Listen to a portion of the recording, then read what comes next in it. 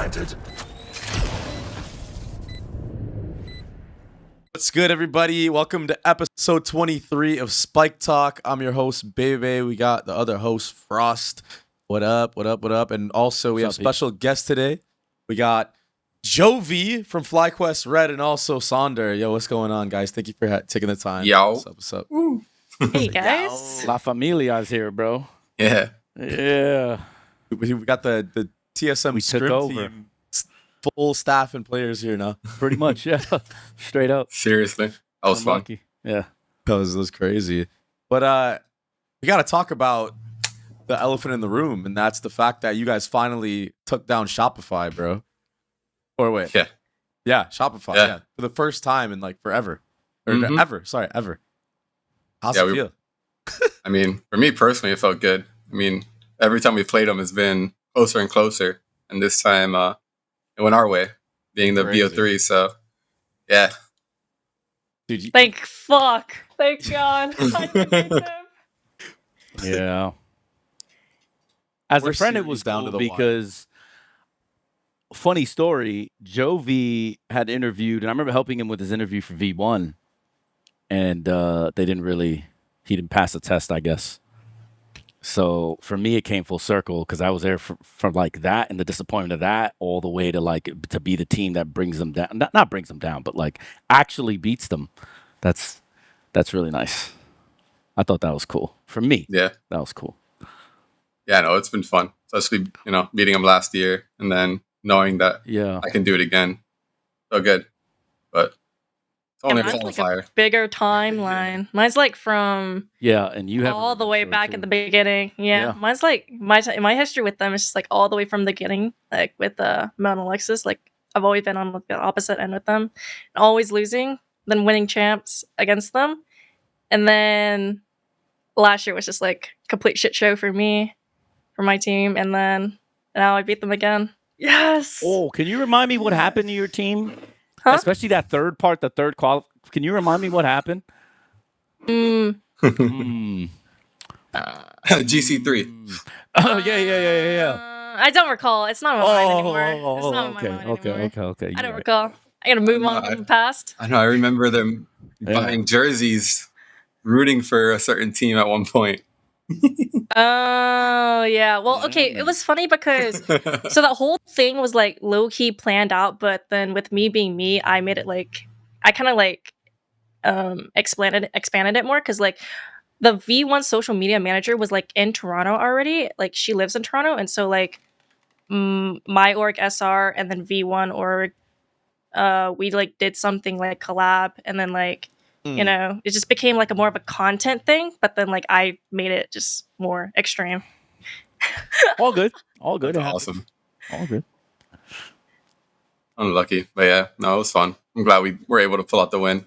But we'll see. That team is so good, man. Yeah. I know, it's That crazy. Star is so good. But here's the thing, though, about your guys' team. Every time I watch you play, I feel like you guys look way better strategically. Yeah, And like what saves them is just like Floor just absolutely going like clear. I like the most random times. Like even when you guys will have like a lead, out of a sudden, out of nowhere, like Floor has 2 good rounds and it's over. Yeah. What do you do? She's like- so dominant. It's scary. And that's something too that like I always try to like tell my players, if you got some kind of advantage, some kind of like, yo, we got the first kill. Let's try to keep that as long as we can, right? Because it's really easy for it to go the other way. So, yeah.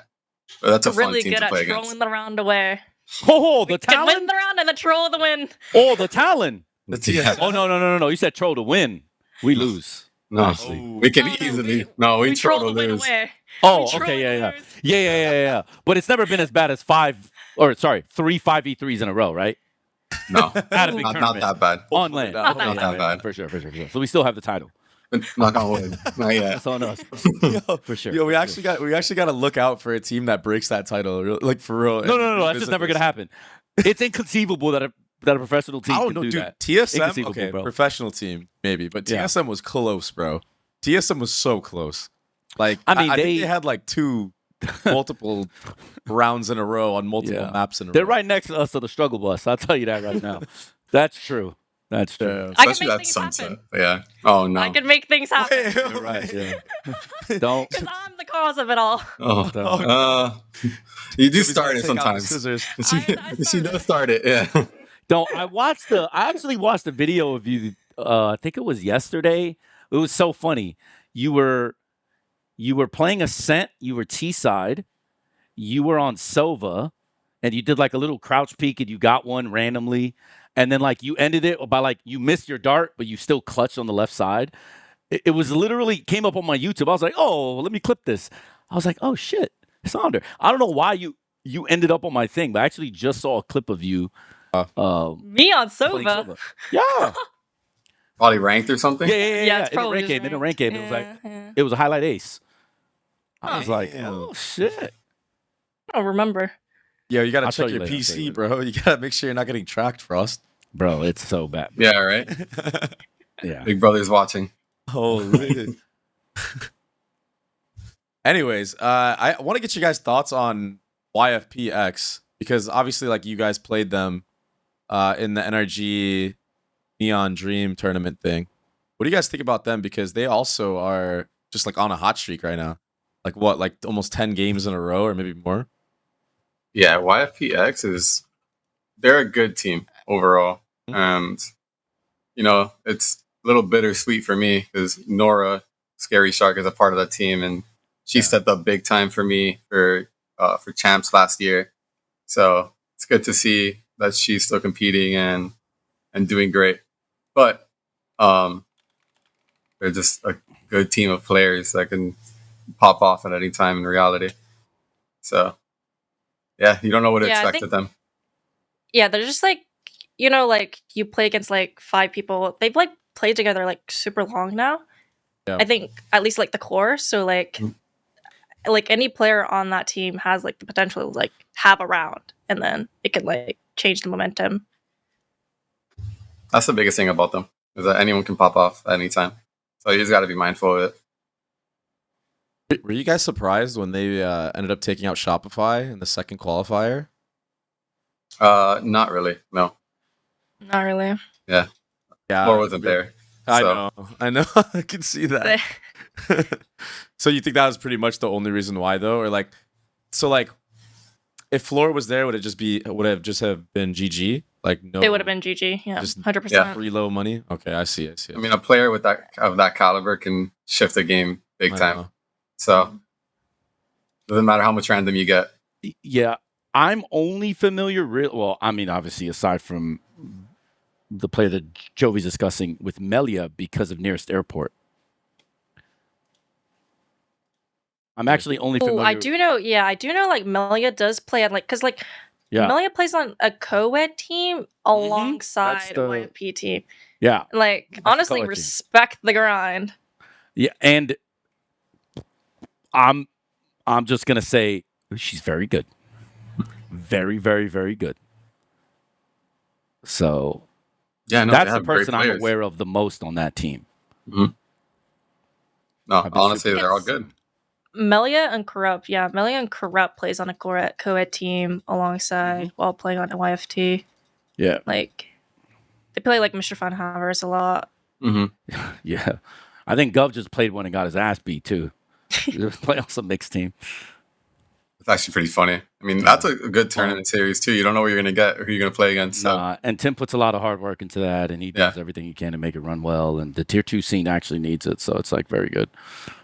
But yeah, agree. but there's a lot. So we talked about the TSM thing. So we jokingly mentioned the TSM scrim squad, right? What most people don't know is, like for me, I've been having scrim teams since before First Strike, Jovi. You know, you were part of one on 100 Thieves. That's how you ended up on it.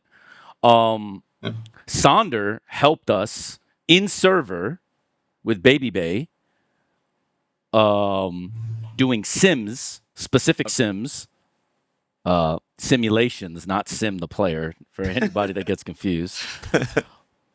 Basically for them, right, to help Faded and the boys, like Poised. Obviously, he's a good friend of ours. So, for me, it's been interesting seeing how many women I think are good enough to play with the boys. For instance, Starry Bun, Kathy, Mhm. When she was in Korea with Band, she was on my scrim team for talent.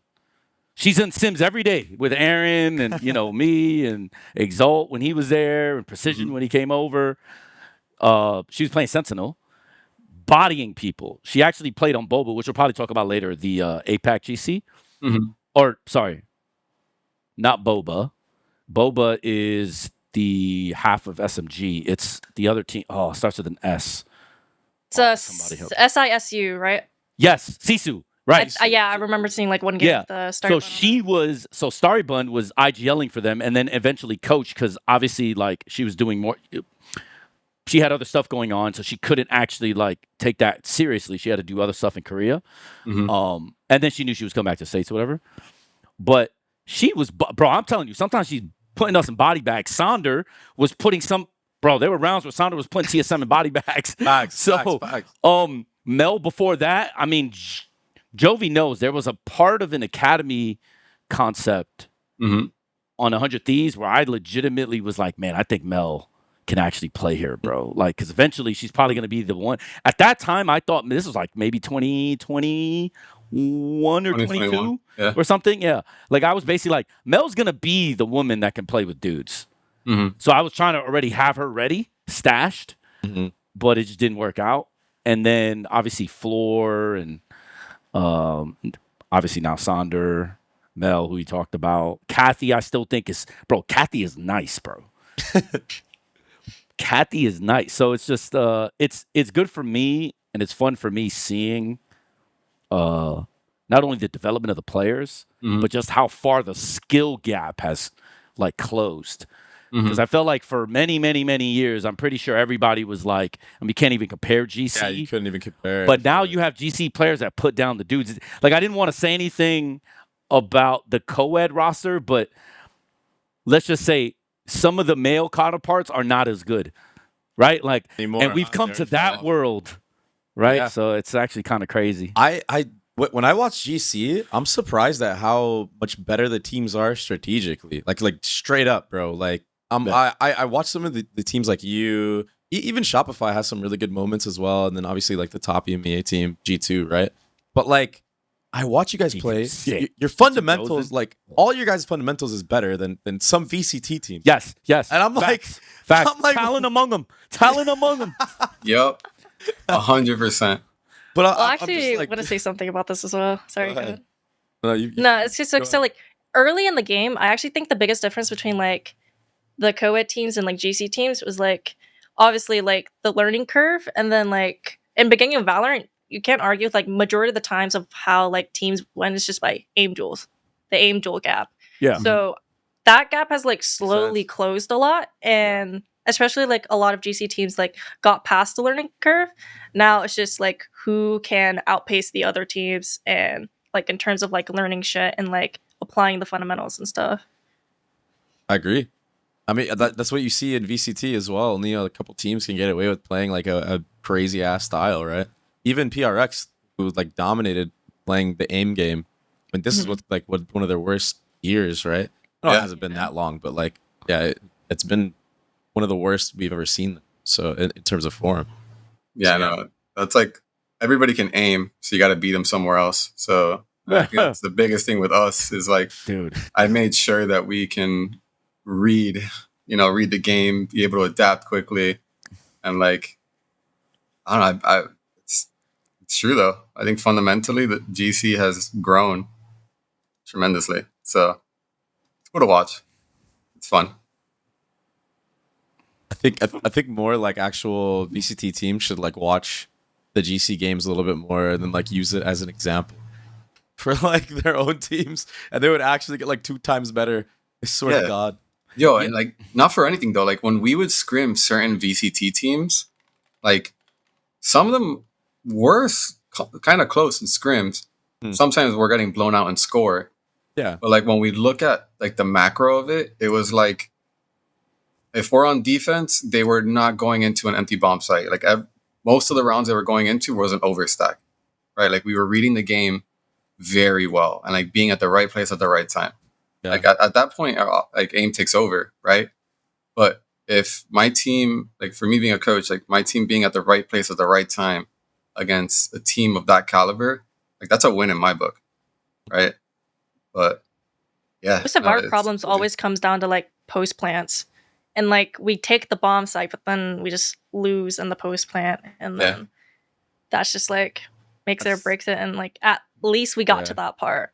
Yeah, that's the thing too. Like we get excited. Like when we scrim against a VCT team, we'll get excited. Like, oh, we just got it here. Let's go for more. I just took out X player, right? Like the little excitement happens, and you know, it's a domino effect till then. But it's that excitement. It's for me as a coach. It's cool to see that they're able to experience that.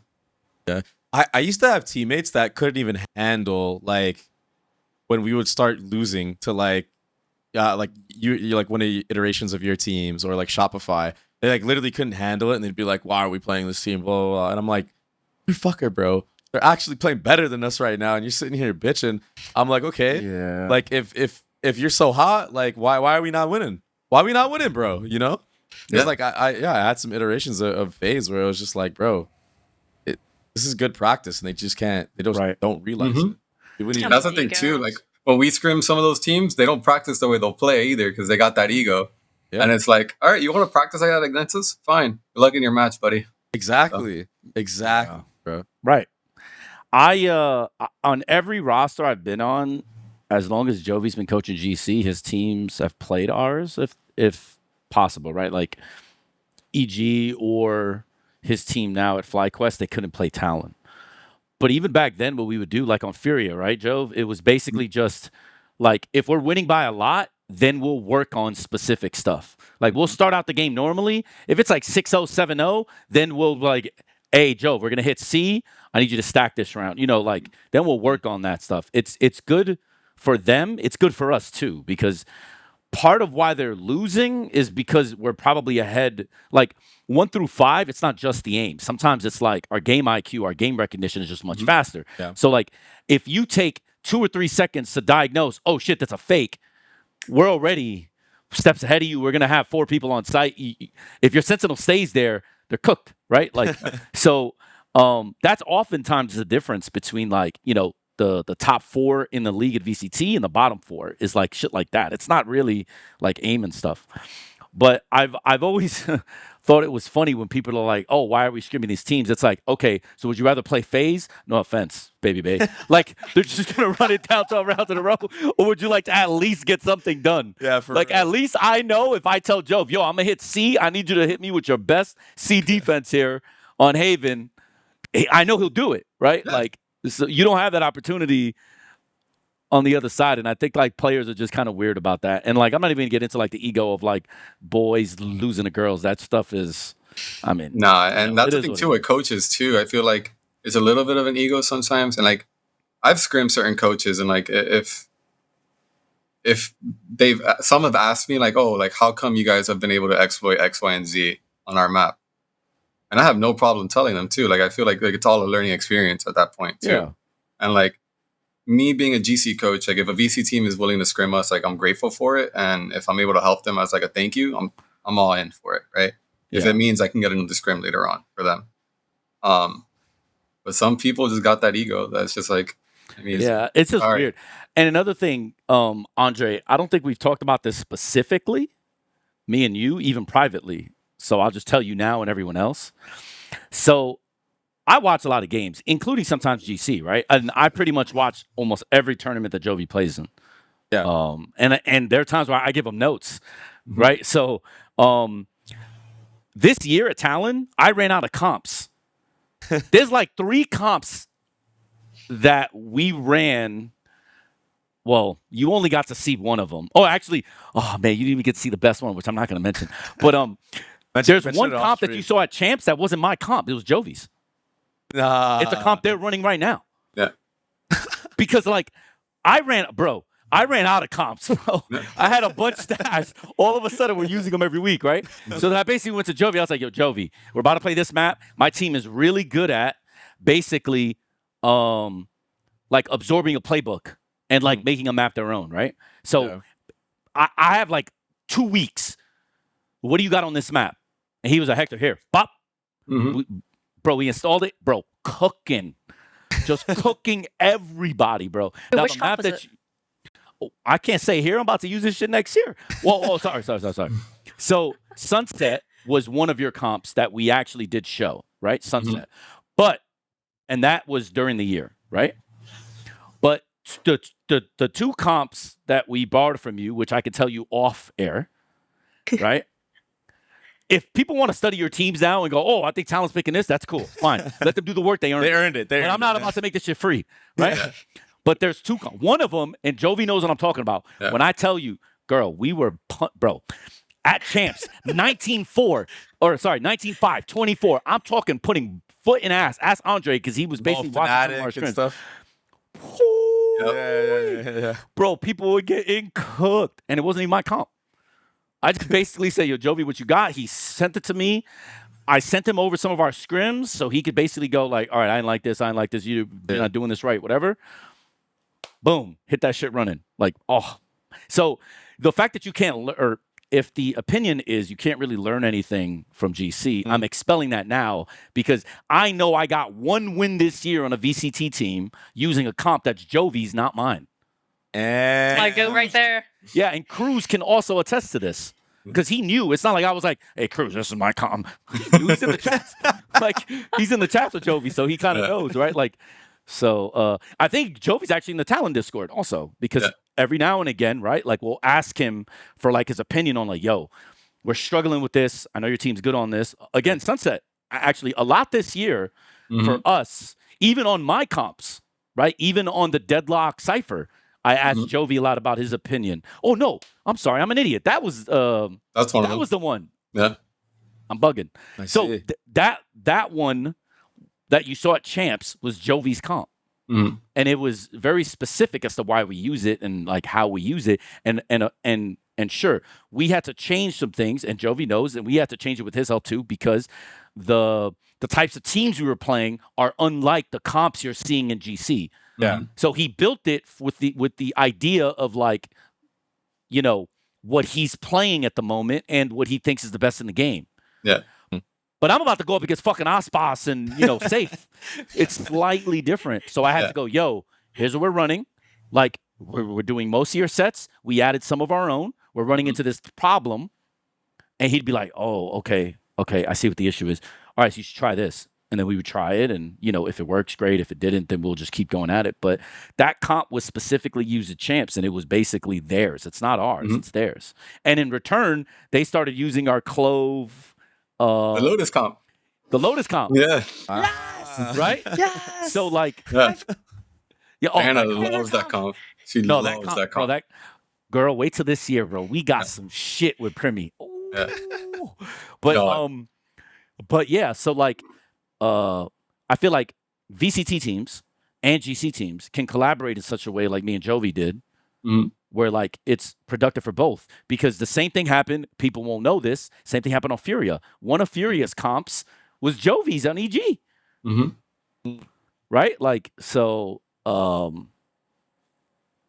No, but that's the crazy thing about GC. That's crazy to think about that, like, right? Even Furia. That's insane, dude. Yeah. Wow, that's 2 years ago now. But like low key, how does that make you feel, Jovi? Like knowing that like your ideas and everything, like it works in the big leagues too, right? "Quote unquote" big leagues. Yeah. You know, I mean, is that like dope? It's super dope, right? Like it's cool to see like a theory that I have, and then like my players are able to like execute it, but then give it to another team and be like, try this and see if it works. Yeah. Right. And like having, you know, the full faith of being wrong too, of like, all right, I think this comp is good. Let's see how it works. Right. And it's dope.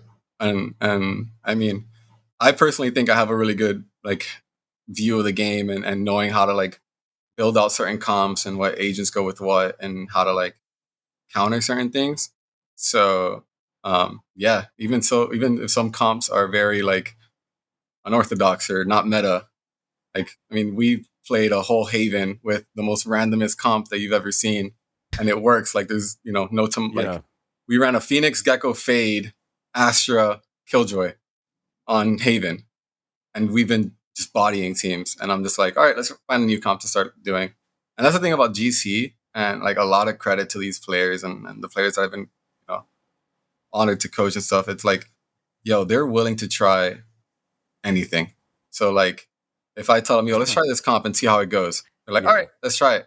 That's And then we just keep on going and going and going. And like with that sunset comp, Fred and I, like we, put it together to think, okay, what can be good against like anti-GC, for example? And we thought, okay, maybe something like this. So now we're thinking for our league. And then we start thinking, for VCT in general. And that's one thing about us. We have, at least in the last month and a half from winning, first qualifier, we've built out so many different like potential comps and like ideas, and we're able to just flex different comps and different maps and know how to play it. And so it's actually pretty fun. I'll explain it from like a player POV. Like when we run these like wacky comps and then like the big leagues, people also play it. Like obviously like the people in big leagues, like I highly respect them and like they're a higher caliber of a player than I am. And then I see how they play it. Then it's like, okay, then like I could steal this and do better on this type of thing. So it's like it's also like way better for me when like people that are better than me are doing it.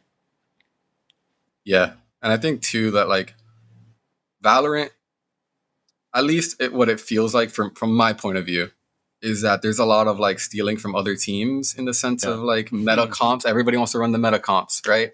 It's like, no, man. Like people run like the Harbor Viper on Haven. Everybody wanted to run that. And it's like, there's only 2 teams that really know how to like put it, right? Or like make it work. Actually apply it, yeah. Just because you take it doesn't mean you know how to play it. So, but interesting comp you mentioned. I was right. I felt like on my teams with FaZe, like I don't know what it was. I feel like we were really good at like copying teams' game plans and like their composition and applying it in like a really quick manner. Like that's basically what we did with the Shmi comp. Like the double duelist breach. We saw Vision Strikers or like some other Asian teams running it. I don't think it was Vision Strikers. It was a different team actually. Some team that played against Vision Strikers. If we're talking about Split, it wasn't. No, I'm talking about Haven, bro. They used to run like the raised jet on. Oh Haven no, they always ran default. Yeah, okay. So then it was some team default. I remember seeing some team playing against DRX, and that's where I got the idea. I just stole it. I was like, fuck it, bro. I feel like this would fit our team. We need to like have like our own identity, and why not try this aggressive approach? That's how that all happened.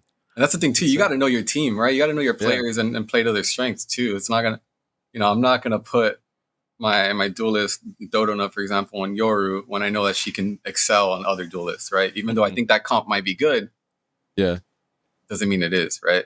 Yeah, you're speaking a language most people just don't understand right now because that's the mind blowing part to me. It's crazy, bro. Yeah, it's actually crazy. What do you mean? No, I'm gonna scarf down Yoru's tech into your throat. Gonna force learn it. No, but sometimes it's like players are too inflexible and they don't like know their win condition, right? Like, because we talk about this on the show all the time with all the coaches and the players and stuff. Like, if you're playing Talon for a game for your life, Sonder, it is not in your best interest to like. If you're playing Lotus, don't use that comp, that Clove comp. We're gonna body you on that comp. We know that comp better than you, right? Like, just be honest, right? If your life's on the line, you're not running that comp on Lotus. It is not in your best interest. So you need to prepare because your win condition against us will be what? It's probably going to be we need to get them off guard. Like, what are they? First, you have to narrow down what we're going to run, what you think we're going to run, right? And then it's what the fuck is very good against that, right? That should be your win con. People don't even think like this in Valorant. Nope. It's what's the default comp? What are this team running? Oh, this team that's winning, what are they doing? And what I found really funny is in APAC, a lot of people are copying Sentinels. So it was so funny because early part of the season, it was Sentinels or Gen G. Every comp we're seeing. We're just like, guys, we just watched all the games. We know everything they're doing. Like, cool, thanks. Like, or copying 100 Thieves bind comp. Yeah, with the Gecko fade. Bro, it was crazy to me to see how like my league just became basically like pure copycat. And it was like, guys, what are you doing? Like, it makes your job easier when you're realizing, oh, this is all people are going to do. Great. We just need to master this comp. Like the default comp on like Ascent, for instance, right? That is the number 1 played comp on that map by like the largest margin of any default comp on any map. Yeah. And it's like, to me, it's like, it's a great comp. Don't get me wrong. But if I'm going against a better team, like if I'm going up against like, Optic G2, 2022, right? I'm not running that comp. Like I'm not going to try my default versus your default comp. Exactly. Yeah. So, bro, people don't even think like that. You want to know the craziest thing? So we had that same thought on phase when we were playing the guard on Ascent, and what we ended up actually doing was just running their exact game plan. Like we had a script of what they did from the last match on Ascent. We ran their script round for round, and that was the closest we ever got to beating them, like ever in a match. Bro, it's actually really funny. Wow. It was unbelievable. Because that's how good they are at that map. Is we literally copied their last match, ran it against them the next week, and almost beat them doing it, bro. We ended up throwing like rounds. That's how we lost. No, that's how good some of these teams are at these default comps. It's like, bro, they just get it. Yeah, man. Like, no, crazy. But that's the thing too. Like with my team, for example, the last month and a half, our practice has been very interesting and different than like I think any other team, right? Like I kid you not, and Sonder can tell you, like we've ran comp roulette for the last month, and it's literally just okay, Diana, you're rolling on these agents. Let's see what you get, and we'll spin a wheel, and whichever one it comes out to, that's who you're playing today, and you got to make it work. And all 5 of my players were doing that, which now they need to think on their feet of like, okay, how am I going to play this agent on this map? How am I going to support my duelist, whatever duelist it is? My IGL needs to start being able to read the map and knowing, okay, what can I do? And then that also like, it makes you think of if we get thrown some random comp at us and we're just like, oh shit, how the hell do we play against this? It's not that. It's like, I've played as this and I know what this can do. And so it's just building that like, that knowledge of the game. And it also helps me as a coach too, because then if, you know, my player can play Phoenix on Haven and we can make something happen, we run with it, right? Or like, it's the most randomest things. So Theia, we actually talked about her on the show with Legia and Soulcast, by the way, because I was talking about pistol players and how you even know how good Theia is on pistols, and that's like a huge reason, or that was a huge value proposition for her when people started to talk about like, you know, possible replacements or like improving rosters. And that was like the first time that I had heard anybody really, you know, narrow down pistols. And Soulcast and Legia were like, bro, it's so important in this game, MR12. So we had this whole conversation. And Theia was actually the focal point of that conversation. Yeah, she was. Dude, that motherfucker can shoot with the ghosts. I know. Holy fuck. It's insane to me. Like there's rounds where she'll be like, yo, Diana, yo, Zodo, take my Vandal, give me the ghost. And it's just chilling, straight chilling. Oh, literally. It's insane. An eco round, she would have only a ghost. Like we would buy like deagles or like stingers, and she would just buy a ghost half armor, and she would just get like 3. I was like, how the hell? Yeah. Dude, no. You know who was really good at that as well? Hazed and Cutler, bro. Hazed and Cutler, for some reason, would buy the ghost when they're on eco, and actually just like 2-shot me like I've never been 2-shot before. It was I would have like a Vandal full armor. I'm getting 2-tapped by a ghost, bro, across the map. You literally get mapped by the ghost. And it's tilting. Yeah. It's tilting, bro. No, like, it you don't know what tilt is when you're in a match until you get 2-tapped by a ghost on an eco round when you have a Vandal and full armor. You're like, bro, what? I'll never forget my first LAN tournament with EG last year was at the HyperX Arena. And I just joined the team maybe a month into it. We go into this LAN. I'm meeting the team in person, right? We play our match and it's against Complexity, and we're literally like face to face with each other, like monitor behind monitor type thing. And it was Haven, a 1v3 with Theia having a ghost versus Complexity, retaking, and absolutely clutched the shit out of it, like perfectly. And her just standing up and like just screaming about it. And everybody would always tell me like her ghost is legit. And I'll never forget that memory. So anytime I think about like a pistol player, she's just unreal with it. Yeah. Because I compared her in some sense to Primi, because Primi,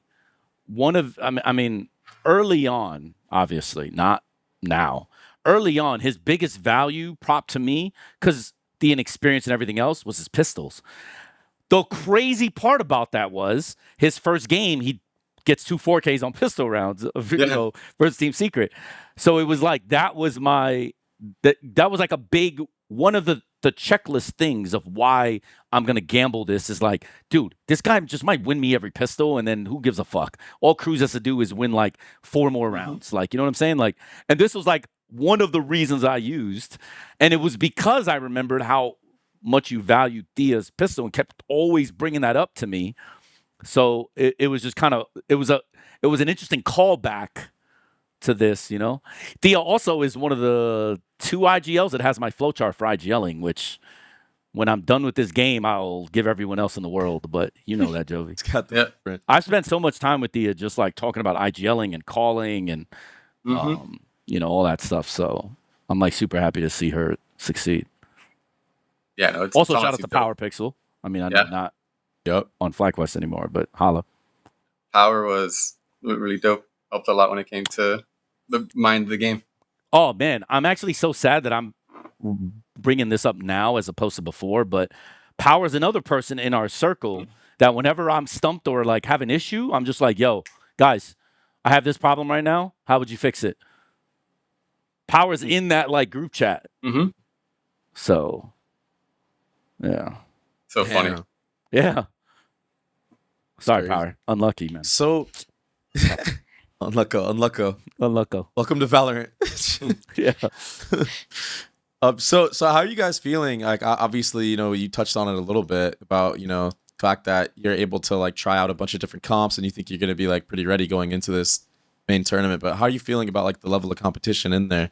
Like, do you guys think that you're going to be the best again and beat Shopify again? Obviously, you're going to root for yourself, but do you think it's going to be harder this time around? Like, do you think Shopify has gotten better since the time that you played them? Because it's been some time now, right? Yeah, it's been 2 months now, I think. Roughly 2 months, close to it. I would hope a team of that caliber does improve. I think any team, if you're competitive, you know, losing when you're not supposed to, should light some kind of fire under your ass. So I would hope that's the case for them. But I will say for us... Yeah, Cruz. Yeah, right? For us, like, that win was the start of like showing all the hard work coming like into fruition. And it's just been like I don't know what you want to call it, but like a giant snowball of like great practice for us in general. Because I remember in the series that we beat them, I think it was map 3, or I forgot what map it was, but it was like, wait, guys, I think we could actually win. And so like we trolled that throughout the whole series and we actually won. So like I think this win definitely like was like a step towards like the big level of stairs that we need to get through.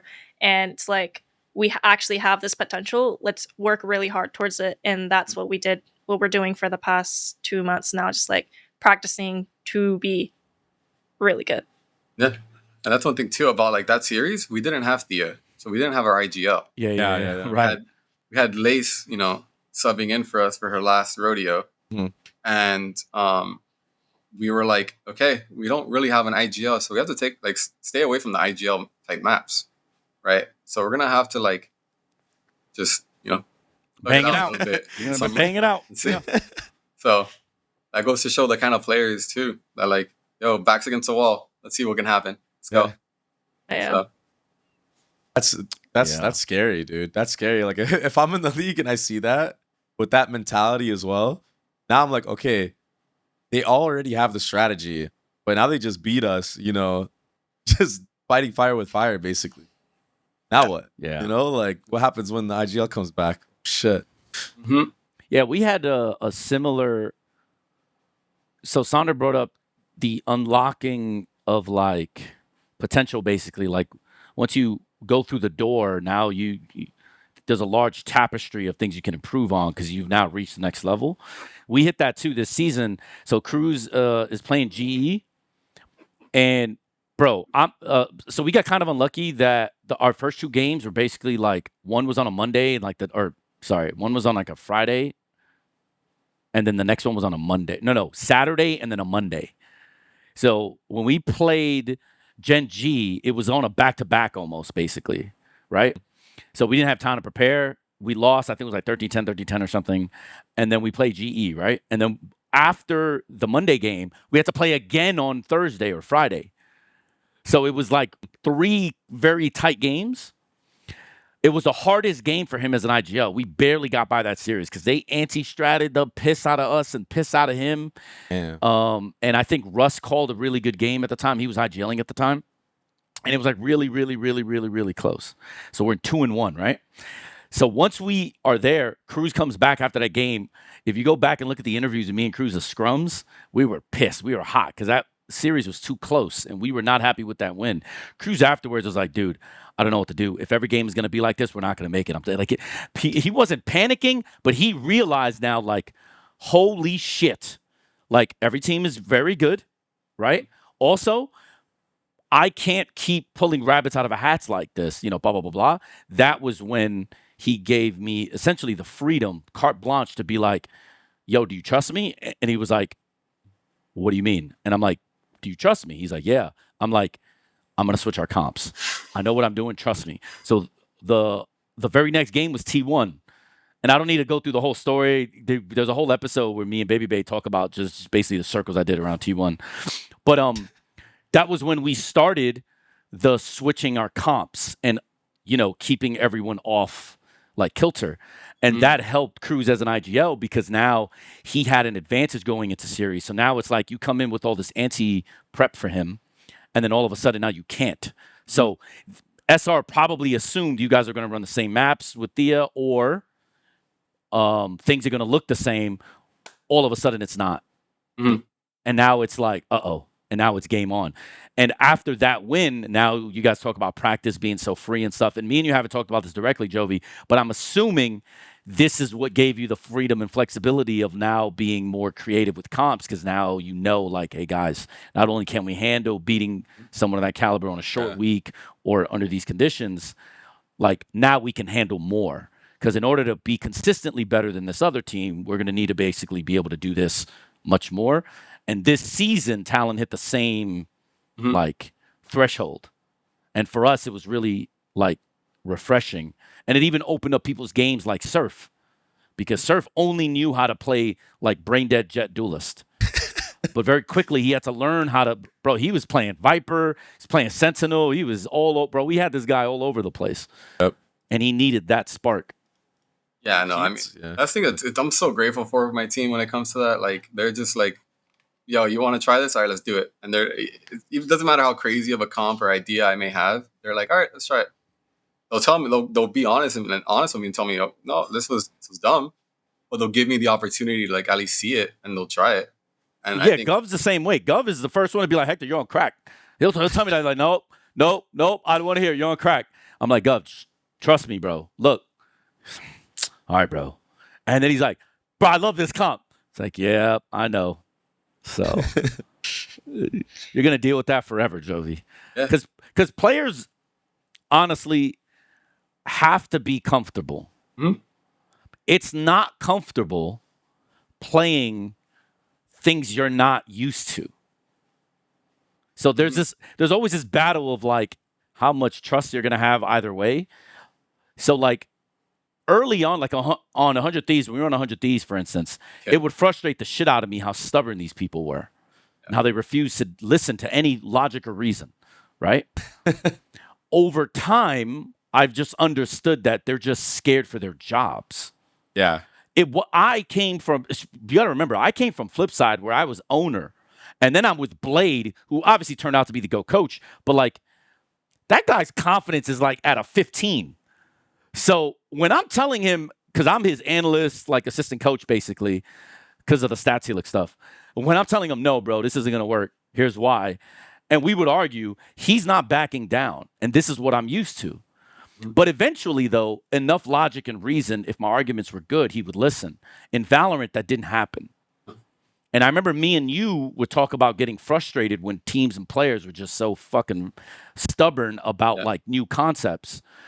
But over time, I realized it's actually just because this is most people in Valorant that played Valorant early, they came from other games, not the really heavy competitive, right? They came from like the Fortnites or like, Rainbow Six like you or all these other games or Overwatch also, right? Yeah. Very few of them came from CS actually early on. Then obviously we saw like, some people did and, blah, blah, blah, blah. But the mentality for these people is like, I need to make it in this game. You make it in this game by feeling good about what you're doing and being comfortable with what you're doing. Mm-hmm. It's very risky to be uncomfortable and have to like learn how to play a different way or do everything else that no one else is doing, right? Like we go back to the meta comps versus the non-meta comps. Mm-hmm. It did take me a little bit to understand sort of the perspective of where they were coming from and not get frustrated all the time. Mm-hmm. But I still see a level of stubbornness that I don't think is comfortable. But I'm at least glad that you are now getting over the hurdle of that restriction. Mm-hmm. I'll never forget that 100 Thieves team when I was like, yo, I know this play will work on Haven. Like, I just know it'll work. And it took forever for me to, like, I guess for them to believe it. It was like a whole discussion while we were at a boot camp in Dallas when we had that C-Long play. And it was just like, no, it's never going to work. Yeah, the Jovi C-Long, which, by the way, Talon used this year. Like it was just a pain to get them to understand. I'm like, I just know it'll work. Yeah. Source, I mean, trust me, bro. Yeah. Like seriously. Yeah. There's been times too where like even first strike, right before the night before, I'll never forget the night before first strike, we were gonna play TSM. I know we're gonna be playing bind against them, and I know exactly what their pistol is gonna be. And I found this one-way cage on in lamps. Lamps, which we still use, by the way. Literally, I found this cage the night before, and I was like, you have to use this. I don't care what you do. Yeah. You have to use this cage if you want to win pistol. Yeah. And sure as shit, Josh Steele uses it, right? Yep. Ends up getting a 3K, phenomenal play. Sean Garris was like, wow, what a one-way cage. Drone flashed. Drone runs down. He runs it down. Yeah. He's going into lamps. He flashed. The Cypher Cave is designed to eat the flash. Yeah. Wow. So when it loops around, the cage, the ring of the cage, right, the ring of the cage basically blocks it. So Josh is sitting there waiting. He flashes. He thinks he's safe. He goes through. He sees his legs. Josh kills him. Free. Did not want to run it at all. Yep. That's about the most I'll say about it. But oh my goodness, the amount of discussions that need to happen in order to get things to go on that roster still haunts me to this day. But like that's a case of where Jovi noticed an inefficiency and said, yo, I think we should try this because they're going to do X. I was like, yeah, bro, let's run it. Boom. Mm-hmm. It happens, and it just does not work. I have a great question for everybody here. It's basically, what's a team that you think would be really fucking good if they actually just got over that like scaredness of like, you know, doing something out of the norm and like being flexible, running weird comps to anti-strat, rather than just, you know, wanting to like, you know, oh no, like if I mess up because I switch this comp for one match, my season might be over type shit. Like, what's a team that could really use this to their benefit that's in VCT right now? That doesn't already. Did you say one team? I think most teams, but I mean, I don't really know. I don't really know many coaches in the sense of like VCT or like friends with any of them, but I don't really know of anyone that thinks this way. To be able to like think of fully like fundamental like comp through and through, to be able to build it out and say, let's do this. So I don't really talk to other coaches, or none of them really know how much I know about the game. And it's actually pretty funny, for me at least. So really the only person I really talk to besides my team and my assistant coach is, you know, Hector about the game. Yeah. So when I see like other teams not doing this, I'm like, yo, it's right there. Like you can do it too. But I think every team should be able to do this. I think if you are a pro player, you should be able to flex like random comps, random agents, and know as a coach, like, okay, I'm playing against a fast team. I need something that's going to stop a fast team. Or if I'm going to play a default heavy team, I need something that can be clear. Yeah. If you remember, it's why I valued Governor so highly. You remember, Jove? No duelist we ever had up to that point could play every agent and could do anything you needed on any character. I never saw flexibility like that. But back when, I mean, people forget, like, after 100 Thieves, I basically was in Siberia. I was basically coaching for free for 2 years. Dude, I didn't even know you were on Secret at all or any of this. Right. Like, I had no idea. Yeah, I was basically, like, coaching for free. Yeah. And one of the groups and people that I was coaching for free was, like, all the Nearest Airport guys who had, like, Precision, who was on TSM before on the Academy side, Abdo, who's my boy, Calypso, who used to be on Envy, you know, blah, blah, blah, blah, right? But Gov. And I try to bring Gov to Secret for this reason. Because at that point, I had not seen anybody that can do anything. And then obviously Neon also, I taught that kid how to play play Neon. Me and Jovi saw Neon right away. That's a conversation for a different day. I'm not even gonna get into it. You know, now you see Neon everywhere. You know, Baby Bay, because you ran it too. Like, you saw how good she was early on, right? Most teams in NA did not use her. Me and Jovi on release were like, she's OP as fuck, but like we just didn't have anybody that can run her, and it just is what it is. But dude, it was so OP. I ran it on like multiple different maps too. It wasn't just like Fracture. You know, like I realized how strong it was. I was like, okay, let's try it on Breeze now. Like, I can rotate fast as fuck. I can put the wall up as another Viper wall to entry. Yeah, like it was fire until people started running Cypher. Well, actually, what's really interesting on Neon is like, I'm pretty sure it was back in 2022. Like, I think she first came out, and like I remember my team ran her on Haven, but then we ran into issues where we weren't be able to react fast enough of how to support the Neon because she was like so fast. And so I think with a lot of people, they don't really let themselves get into that uncomfortable state to where they would go out of their own way and be like, yo, like, how do I like help this Neon and like help her entry better and like support the Neon the proper way she's supposed to be. Yeah, that speed is still a problem. Still a problem. On talent with Gov, right? Like, sometimes I'm like, Gov, you're going too fast. Gov, you're going too fast. Especially with 2 slides now, it's like gap closers, you know? Yeah. It's like, but that's where like chemistry and sort of lab, like in server reps help. Like, this is another thing people do not do enough, I think. Dry runs and walkthroughs. Like, because everybody's like, no, I know the play. It's like, guys, yes, you might think you know the play, but there are specific timings and beats you have to hit, and you have to get used to running it when you're like going up against Cypher trips. If you don't break the Cypher trip, like you have to have these like, okay, if X happens, we're going to break to Y. You can only do that by actually like dry running it and going through the steps and, you know, being a server. Well, what if this is here? What if this is there? What are we going to do with this? Because if you're only going to wait until you see it in a game, you're going to waste so much time because you don't play enough games to work through the system. Like, that's, I think, it's funny because going back to some of my previous teams, and I'm thinking of a specific person and player, they were more correct in hindsight. It's not that I think they were right, but it's even worse now. For instance, some people are instinct players. They like to work through problems, right? They like to, like, you know, FPL shit.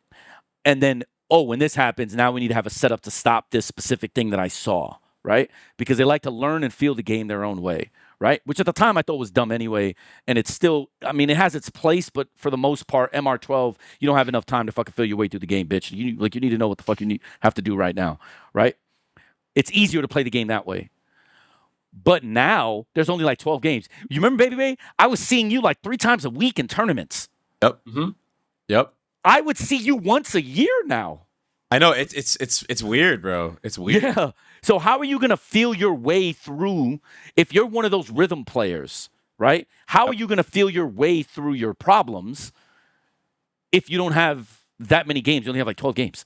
I know, dude. It's crazy, bro. It's fucking crazy. So man. It has become even more important that you lab and you drill and you become very hyper focused on details, which at that time people were like, you know, I don't need to do that. You know, they didn't think the game was going to go that way. Yeah. Yeah. No, I just think structure was not what people thought you needed early in Valorant. And I argued that structure was more important then than it would be later. Ultimately, this is what I mean. Ultimately, I was wrong because structure is more important now, actually, than it was back then. That's not to say it wasn't important then, but I never imagined a scenario where it would be like this. So without having the benefit of hindsight, technically I was actually wrong then, even if my heart was in the right place or my brain was still logically correct. In fact, it's even more imperative now than it ever was then, and I just still am blown away by that. That's the thing with like with it now, with like being a lot less games. Like, I feel like a coach needs to be a lot faster on their feet in between their matches, because like, I'll take the TSM, like the Sims when we did that. Like, it was easy for me to be able to read a game very early on.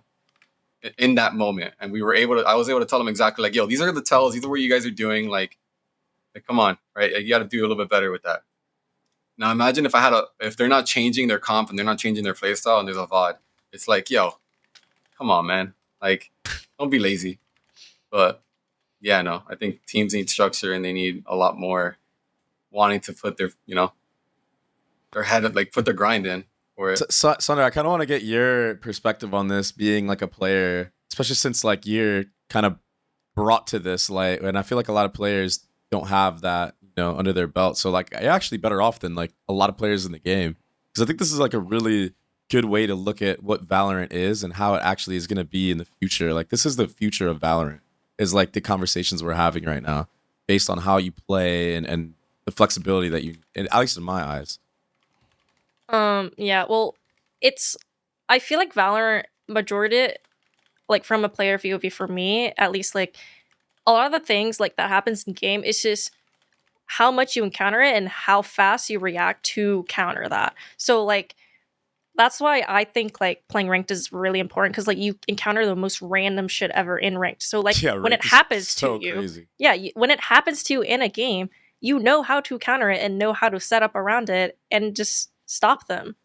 So I think like just like the reactions thing is like the number one most important thing, and there's nothing more to practice of reactions than like actually playing the game.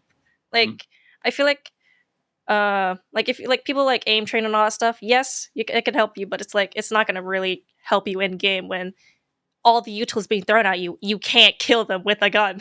Yeah, like you're literally not supposed to. One bullet at like a second, you're not going to get there. Yeah. I feel so like structure and like reactions is like definitely the most important thing in the game right now. So I think, and this is just like a side note, just piggybacking and kind of like glazing Jovi a little bit, I think the thing that I was most surprised about when we were doing the inners and like helping fade it out with TSM was how good you are at like identifying the weakness of the enemy team. Like I think that's like, that kind of goes off of what you were just saying right now, Sonder, about like how you practice in ranked, because like it shows, from the top down that he's like implementing this way of thinking into everybody. Yeah. Yeah, it's Rainbow Six. Well, okay, so I want to pinpoint like a specific time, like during the Icebox scrim, where they were playing a certain way, and the Jovi would just like instantly come into the comms. It was like, yo, you guys need to do this to like abuse how they're playing a certain way. Like at the time it was specific, like we had to go mid and abuse their mid. And that's like what Jovi's really good at, and just pinpointing what is abusable and like telling us like you have to abuse this, but then like not really giving us our direct answer, but letting us find out, like, like leading us towards the way. Yeah. Yeah. But you actually have to apply it yourself, so you see like how you want to do it. That's actually so important. That's a great thing that you just said, because I feel like there's some teams where they rely too heavily on the coach, and then it's just like maybe it'll make it too obvious, or like, for example, like I feel like KC, like Aang is just like that type of coach where like he like holds your hand the entire way through, at least from what I've heard from like Corey and Seven and these other guys. Like I think a coach, the point of a coach is to like help you, like help you through the way, but it's like not holding your hand and carrying you through the way. So it's like he points you at the correct direction, but then he allows you to like implement your own like personality into how you want to solve that problem. Yeah. That's really important, because that's like, that goes back to like the comfortability thing that we were talking about. Yeah. I think people just have a misunderstanding of the tools you need in order to be good at Valorant, right? So like on the last episode, I talked about how I think Valorant is like 20% Dota, but like 80% CS, right? Now, what's interesting is Jovi came from Rainbow Six. All of Rainbow Six is round by round adaptations based on enemy weakness. If a team is leaving an area open, you need to diagnose it with drones, right? So like you'll know, hey, they're not this route to X spot. I'll let you talk more in depth about this, Jovi, but like since I was in Rainbow Six for a time. Jovi played for me. Like, he knows, like, you know, so I could talk about Rainbow Six even though he was the player. Like, if you're playing a random round, you'll use a drone to basically map out where everything is, and you'll find the util, you'll find the agents, all that stuff. But part of it for next round is your drone went a path that saw no enemies. So this area might be free this round. Let's test it again. If so, we're going to breach X. We're going to go Y, right? That was Jovi's biggest strength, both as an analyst for me on 100 Thieves and obviously as a coach, is the micro.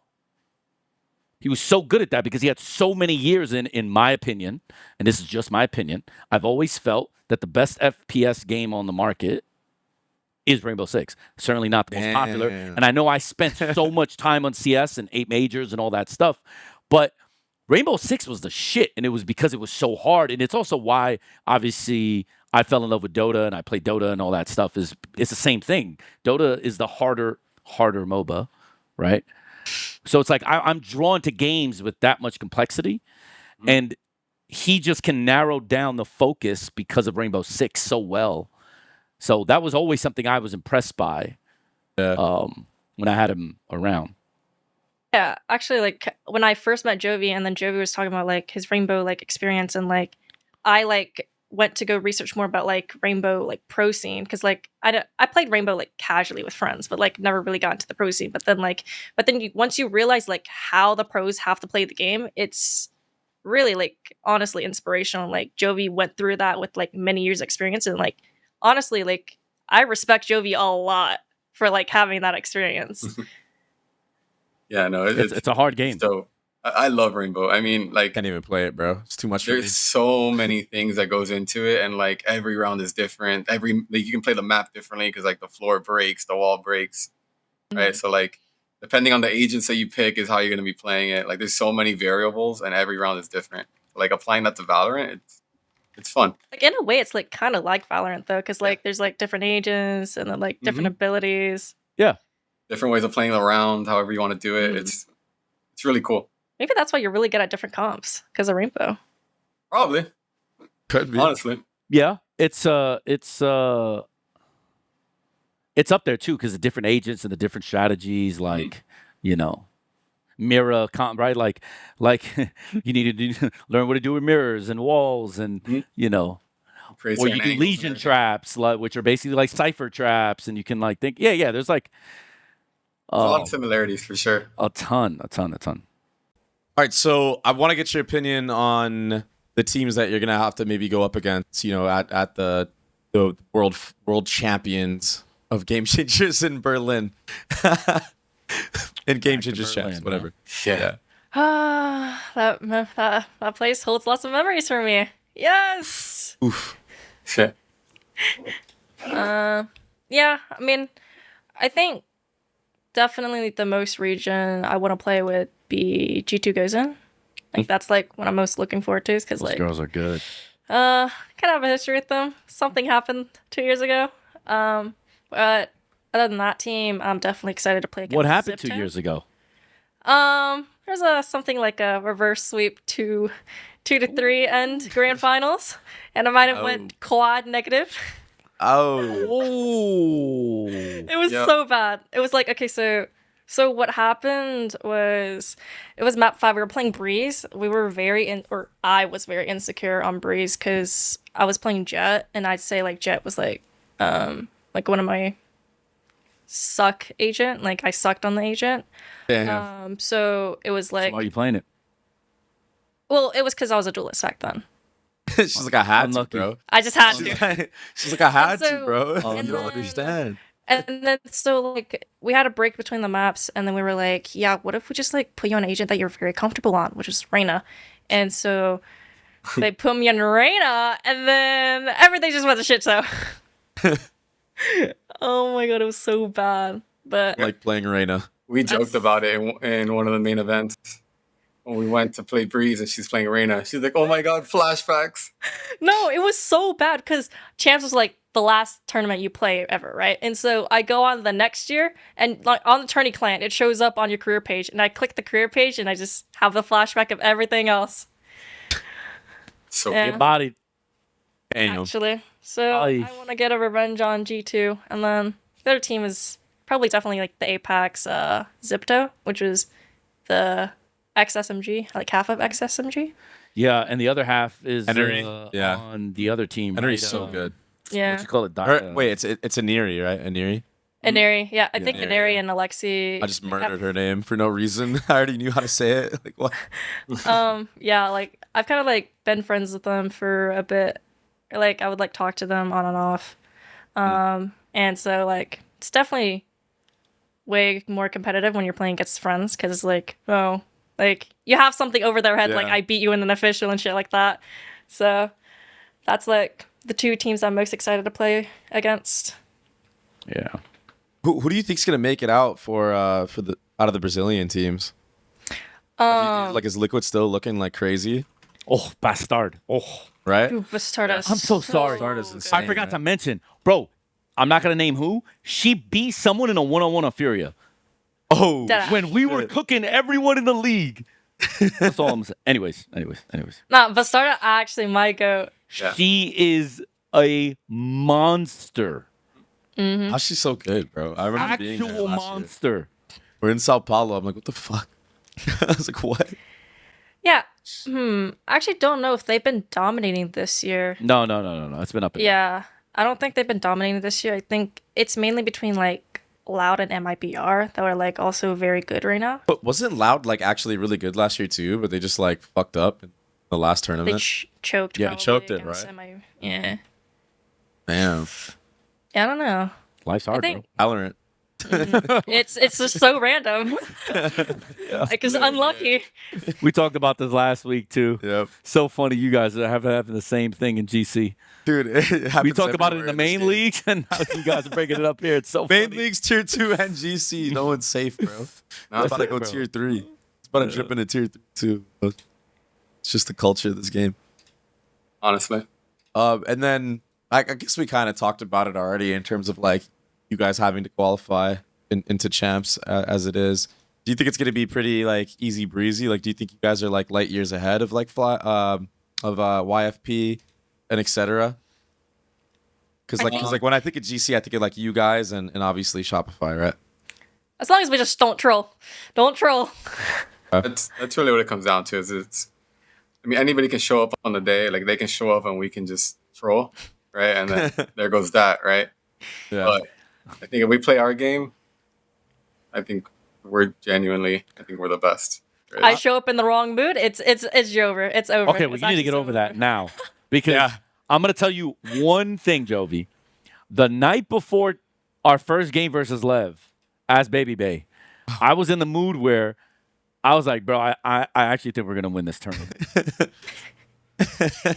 By that point, we were frying I'm talking, like I said earlier, 19-4, 20. Bro, I got the VODs. You want to see them? Oh, I know. Destroying the world. Oh, yeah, actually, you do know. Destroying the world. And then we go O2 barbecue. I listen to this fuck for the last 4 weeks. Go O2 barbecue this, O2 barbecue that. You know what I'm saying? Like, so I get I'm it. only going to tell you, if you think you're good enough to win it, don't. Don't. Don't. But I mean, at the end of the day, those are the best teams in the world competing, right? So it's like, Yeah, but I don't we give a gotta shit. be the best. No matter how your scrims are going, no matter what you think your level of preparation is, overdo the details. Make absolutely sure. It is probably my biggest regret. Small example and small caveat. I'm not going to derail the combo, but like there's a round where we played. I don't know if you guys saw the Lev series. Did you guys see the Lev bind game versus us? Okay, so remember that round where Com ulted in lamps? Yeah. We simmed that specifically, and we had a Yoru ult, which was clear it meant up. to be the counter. One of my biggest regrets is this. I didn't spend enough time on the details. Like first gun round, like I left. So I'm never going to do this again with these guys. And they know I've been cooking band like you wouldn't believe, and I'm going to keep doing it.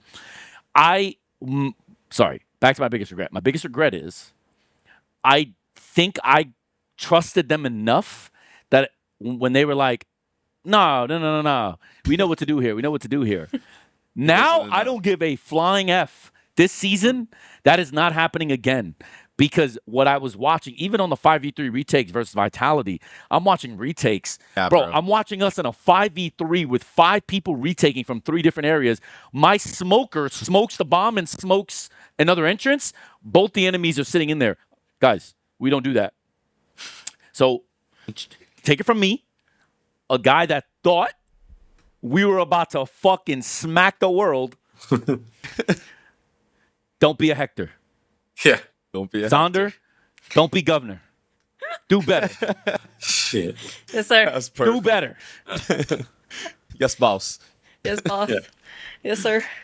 All right. Well, now I think we're just gonna move on to the normal part of the show where we just talk about like drama and the scene and like all the franchise moves. Because Hey everyone, producer Steve here with a quick note. We've been talking about adjusting the timing and formatting of the show a little bit to keep up with the news cycle. Currently, we record whenever we can connect with our guests during the week. With how many time zones this can span, however, it tends to be a bit random. In the interest of consistency as well, lately we've been releasing on Tuesday afternoons. However, for example, we recorded this episode last Wednesday, meaning it sat for almost a week. So although they're about to go on and talk about a bunch of roster moves, they've already kind of been drowned out by another week's worth of roster mania, etc. Long story short, we know this can be frustrating, and we're working on a better solution. This might mean leaning a little bit less towards the latest news and more into the insights that people are sticking around for. We're talking about it, and we're going to experiment a bit.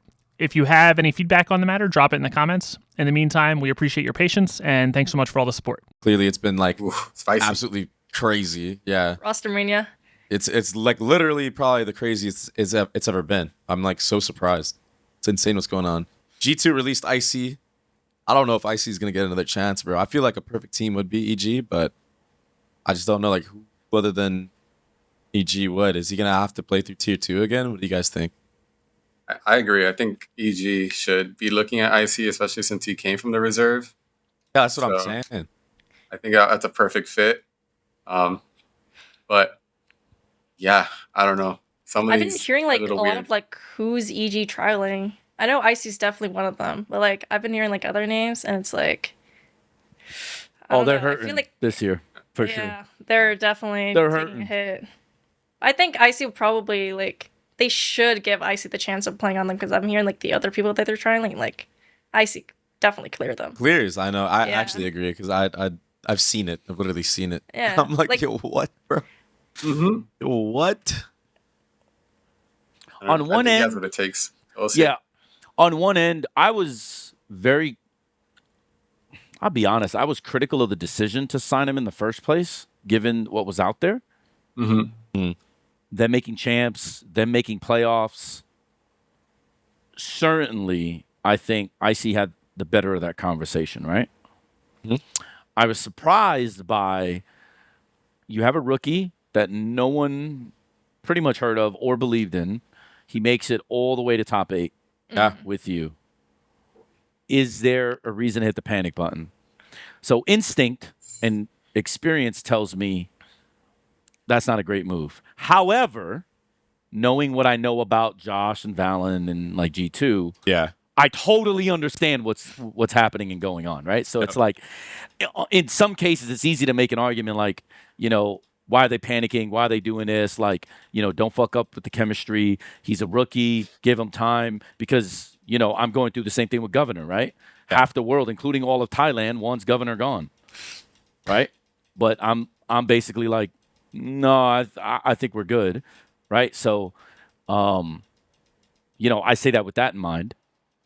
But you got to trust them. You got to trust these people. They know what they're doing, and like I know what's going on. And if they're gonna get who I think they're gonna get, Nah, Yeah. G2 definitely upgrade. G2's stacked. I mean, they have to though, because If we're thinking about the same person, he's on there. Yeah. Oh He's there. no, He's we there. are, He's there. we are.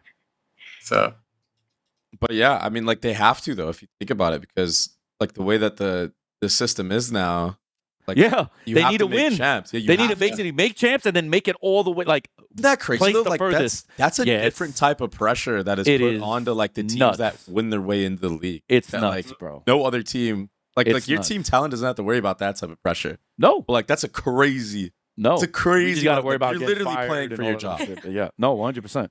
Like, Yeah. You just like have so many limited games each year that like Yeah. that's if you fucking fuck up, crazy. you waste 6 months of your life. Right. Like doing nothing. Oh, trust me, I know. Insane, Shit, bro. you make it to champs. Go O2 barbecue. I feel like I wasted my entire year. So, Insane. Yeah. you know, and I made the show, and I'm still pissed. Shoot, bro. Sorry, Cruz, but fuck you too. We also had like a bunch of player rumors. Mm-hmm. Kaajak, who I think is probably one of the best duelists, at least best up and coming duelists, he apparently reached a verbal agreement with FNATIC, and I'm not too surprised by this. I mean, if FNATIC wants to throw a bag, I mean, clearly that means that You got to trust that they know what they're doing, given the alpha signing and all that stuff. And I'm not going to doubt them at all. The Also, Durka thing, Kaajak- I think it made total sense. So Yeah. I'm back to it. I think they're good. Yeah. I still think Alpha on Sentinel sometimes leaves much to be desired, but he's so skilled in one-on-ones that, like, I basically use him at the ban spot, and ban had a lot of success this year playing a very similar way, so I can't even be critical. I actually want to go on a tangent about this. Is like, so I see this as a problem in NA. Is like tier 1 orgs would take a tier 2 player, like a tier 2 duelist, and then put them on like a smokes position in tier 1. Right. Like what V1 did with Pony. Like Pony's like a really good duelist player, and then they put him on like smokes. Like you have to take like a specific type of player like Alpha, who's really good at the one-on-ones that can excel on Sentinel. Mm-hmm. Right. Yeah. That's the thing. That's true. But you also, we thought most of the people at the top, they don't have the experience. Like, I'm. Whole other combo. Whole other combo. Yeah, that's we talked about that on this show. So you have a bright future, hopefully one day as a GM, potentially a coach, and you cannot make the same mistake. Because trust me, there are jobs in it that are going to be available. Because some of these guys, mind blowing, tough. Life's hard, man. So it's all good. But don't worry about it, though. I'm not talking shit about you, and some of you know who you are. Because your org signed you over me and basically said I was ass. So unlucky. Yeah, so, you know, it is what it is. I think, like, it's really hard to find duelist players, too, that can play all four. You know, like, Kaajak is a player that can literally play Yoru, Neon, Raze, and Jet. At like a series that he played all four characters. Yeah. He could play all four. They're all so uniquely different, and that's again back to why I value Governor. Governor, I mean, I haven't thrown him on Yoru. I put ban on him. He can, like, for sure. He can. Yeah, like, I know he can. It's so fucking hard when you get a guy that good with the mechanics, and he's smart and he's young. You just can't ignore it. I'm not obviously saying Kaajak is or Governor is better than Kaajak. Like, that's just for the birds. You guys decide. But I'm saying, like, when you find people like that, you have to value the versatility however you can get it. Because 100%. It's not, because if not, it's going to take someone else 2 years to basically be able to learn. I mean, this is no disrespect. Jacob, I love you. I'm just saying, like, compare Ye's Jet to his Raze. There's a very clear difference, right? Yeah. Okay. We can all agree on that, right? This is no shot to Jacob. I don't even want that to be the whole thing. Same with me, though. Right. Everyone felt there was a difference. But when you find people that almost all four agents can be simultaneously played, that to me is crazy. So fucking hard, bro. It's why I love ban. Even though, like, you know, I get shit for Joseph, I can almost throw ban on any agent and I get the same level of production no matter what he's doing. And it's and I'm not talking about aim. I'm talking about impact on the game. If he's not, I don't think this is faux pas to do. But we played against FNATIC at Champs and Scrims, right? I had ban on Duelist. He was gonna play it at Champs if we didn't fucking suck, right? When I tell you, ban put down Durka and Alpha, it was a fucking clinic. A clinic, bro. This motherfucker just finished playing Smokes on T1, then Sensi, then for me, Sentinel, Breach. Bro, he played like 14 agents, right? Yeah. And then I'm about to throw him in Champs, and we're scrimming on a map, by the way, that we did not play very well. I threw him on Duelist, not Governor, for a specific reason, and he's beating the fuck out of like, again, this is not about FNATIC. This is about the fact that I'm watching in real time a team that I think can win this tournament being put down by a guy that I'm like, wait a minute. Why don't I have you on duelists on every map? Mm-hmm. When you have people that good, you have. I don't want to say you have to like take the chance, but you at least have to heavily consider it. So FNATIC deciding that another Turkish GOAT, potential GOAT, right, might be the best fill-in for this specific stuff. Also, Dirk is also very passive in comparison to Alpha. From what I know of this player, right, and I don't know everything about this player, but from what I know of him, he's also heavily aggressive. He's similar to my governor, right? So I can see now you have a very aggressive Sensi, you have a passive and smart IGL that can micro everybody, and you basically have now an entry that can play slow, or he's going to be taught how to play slow, I'm sure, right? But he can play fast, and he can win his one-on-ones, I'm assuming. He's going to do that at a high enough rate.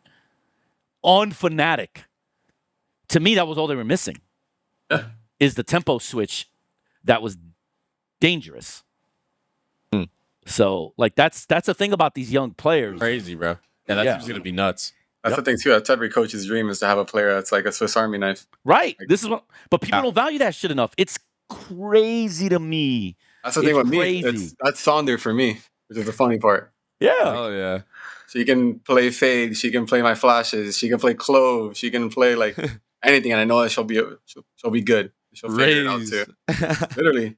Neon if we need to. Yep. I feel like it takes, like, a certain type of person, though. Yeah. To, like, be able to do this. Because, like, I feel like some people are, like, just so close-minded to, like, like, Scan has to play Scan. Flex has to play Flex. To where, like, you aren't open enough to where, like, especially in Valorant, where, like, I swear, like, any team comp, like, it doesn't matter what map it is, like, you can make shit work. It's just very gimmicky. Fair. But, like, it takes a lot out of a person to, like, like, I kind of have to play more than just the Scan initiator, or in my case, like, Flex flashes. So it's, like, people don't really, like, think about that, I think. So... Yeah, it's so me and Cruz has this discussion, and he didn't realize at the time when I was like having this discussion with him, but like the biggest reason, bro, I got so much shit because I didn't sign Garnett's, right? And I signed Governor instead. And one of the biggest reasons that I gave Cruz was his versatility, because I was like, Cruz, if things start going bad, you have Ban. Ban can play duelist, he can play blah, blah, blah, blah, blah. I'm like going down the list. I'm like, you know what Governor can play? Governor can play Sentinel, right? Obviously, you saw him on Deadlock, right? Jovi, you saw, right? And he was cooking people on Deadlock, right? Sova, duelist. I was like, Cruz, you're going to want the versatility.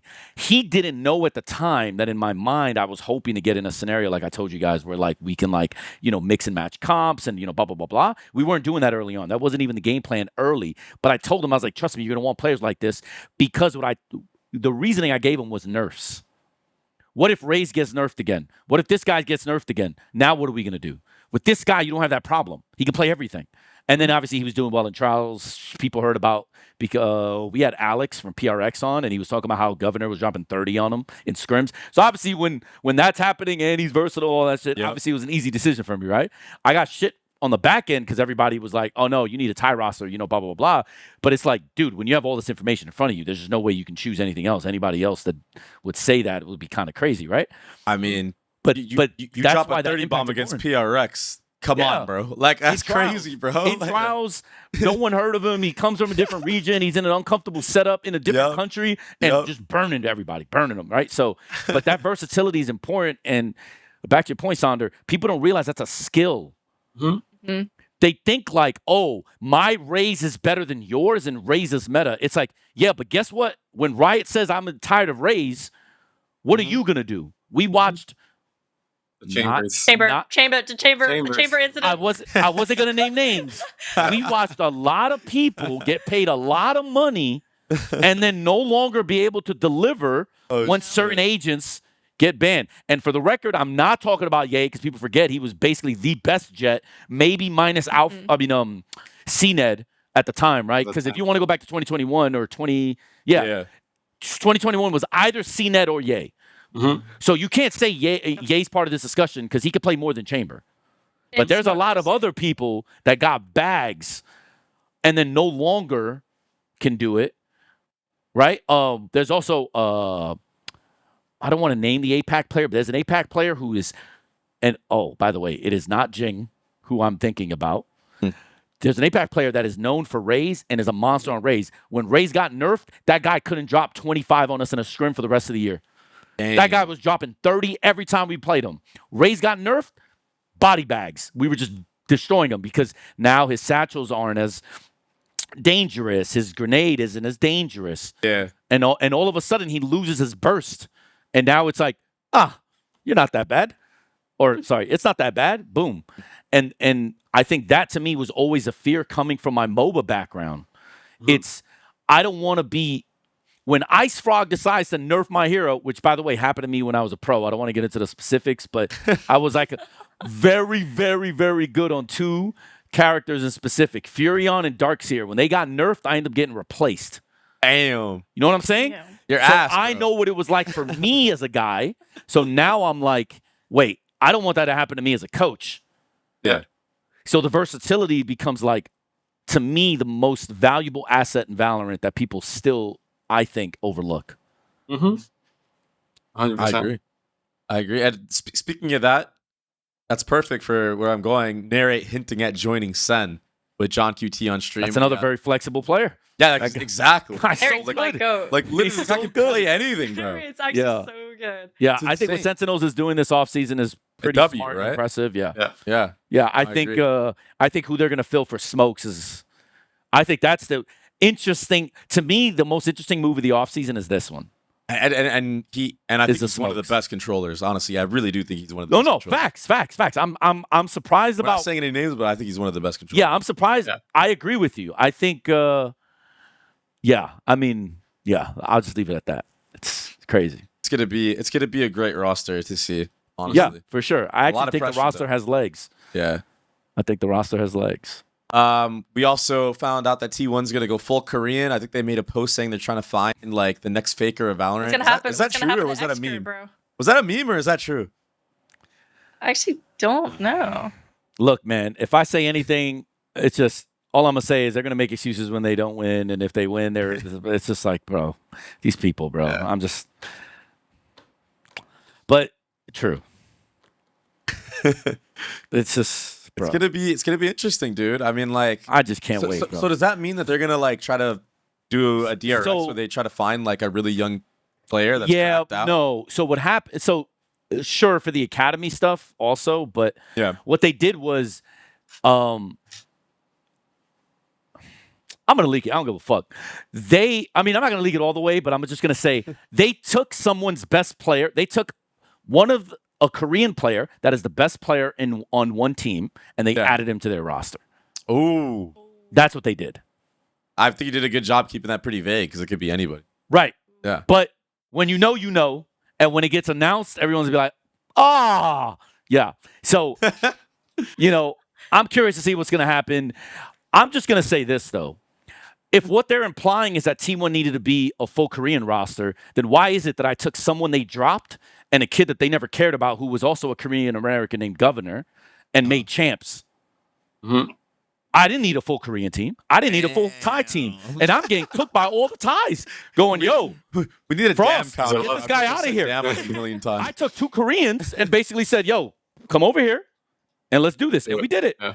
So, like, you can say whatever the fuck you want about me. However, I did it. Unlucky. So, I'm just going to say, I don't think T1 needed to be Korean. They were already in America. T1 is going to go down. And I mean this respectfully because I do have some appreciation for Wawa, even though he passed on me twice and basically disrespected me to my face by saying I'm whack. But it's okay. I'm just going to say they had one of the most insane runs with not only scouting, but recruiting, period. If you go down the names of the people that T1 had in They their had midst, tons of great players. T1 could have been a force in Valorant. Yep. I can shout to the whole, like, From the beginning. all the way to the hills about what has happened since, I'm just going to say what they are is not what they could have been. Yeah. So let's hope they become what they want to be. Yeah. So that I stop hearing bullshit. That's it. He's tired of hearing excuses. Yeah, bro. Be those guys. Don't talk about that life. Just be about the life, please. I guess we'll find out, bro. I mean, fuck. Do you think they're approaching it the right way to do what they want to achieve, or like do you think they're on the right path? From your honest opinion, your professional opinion. I think if you're going by, are they going by the right path? Yes, because I think what they are building is very good and also really interesting, and I certainly think it's the right approach. The question is, what more excuses are going to come out of you if you don't accomplish what you do? Because this is a roster that I'm telling you can win, and if they don't, who are you going to blame now? Mm-hmm. Are you going to blame the Americans you signed? You're going to blame the American coaches you signed? What are you going to do then? Like, America fucking sucks. You guys ruined Korean. to me, it's not even about that. It's just the orgs. It seems like I'm taking it out on T1, but T1 for me, on a personal level, they've basically looked at me like I was ass for years. Mm-hmm. Okay, that's fine. I'm ass.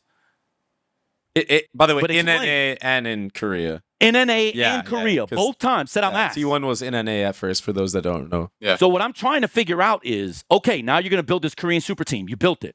Congratulations. Good job. But if it doesn't work, what happens now?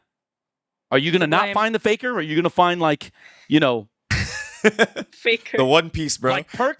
You're trying to find the One Piece. You're gonna, right, Perks. like, what are you doing now? Like, this is what I'm saying. Like, this is what I mean by the hyperbole in these announcements. Don't announce it. Just do it. Yeah. Talent didn't make this grandiose announcement, like, about, like, what we are, what we're going to be, and all this bullshit. We just did the fucking work. Yeah. Just do it. Has moved in silence like the G in lasagna. That's it, bro. Not these guys, though.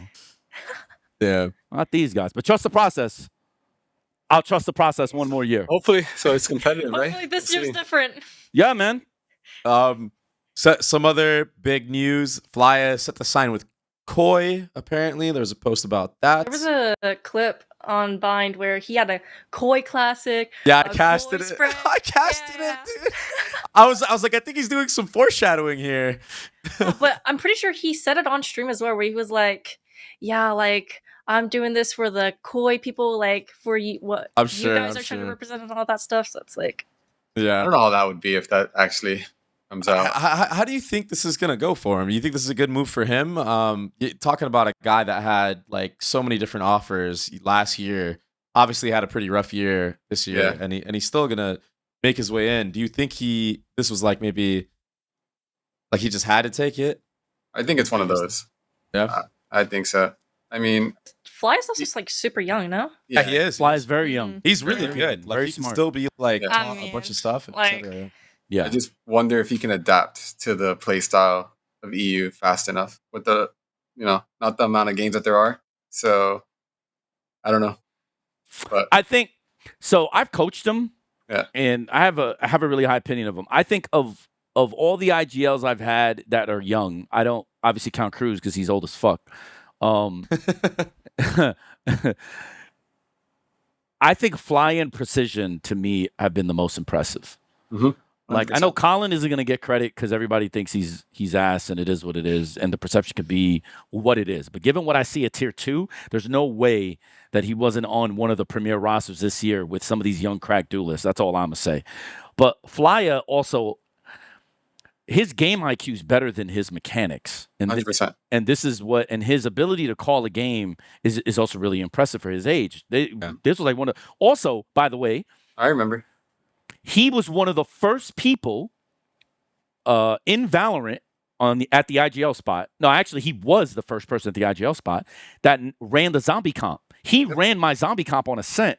He was open to learning new comps, and he was like 17. Yeah. And I guarantee you, he probably cooked on him too. He probably went in and was like, we could do this with this comp. We He were brought his own fucking ideas. people up. So That's the type of player Flyuh was with me too. you He was, signed like, him always- actually. Yeah, he was. Yeah. Right after that experiment, it was like a few weeks, and then you picked him up. Yeah. JDM said the same thing. He was like, dude, this guy's gonna be a great IGL one day. Yeah. And I mean, he's right. So I have a ton of respect for him. I like the move. I actually talked to him like last week.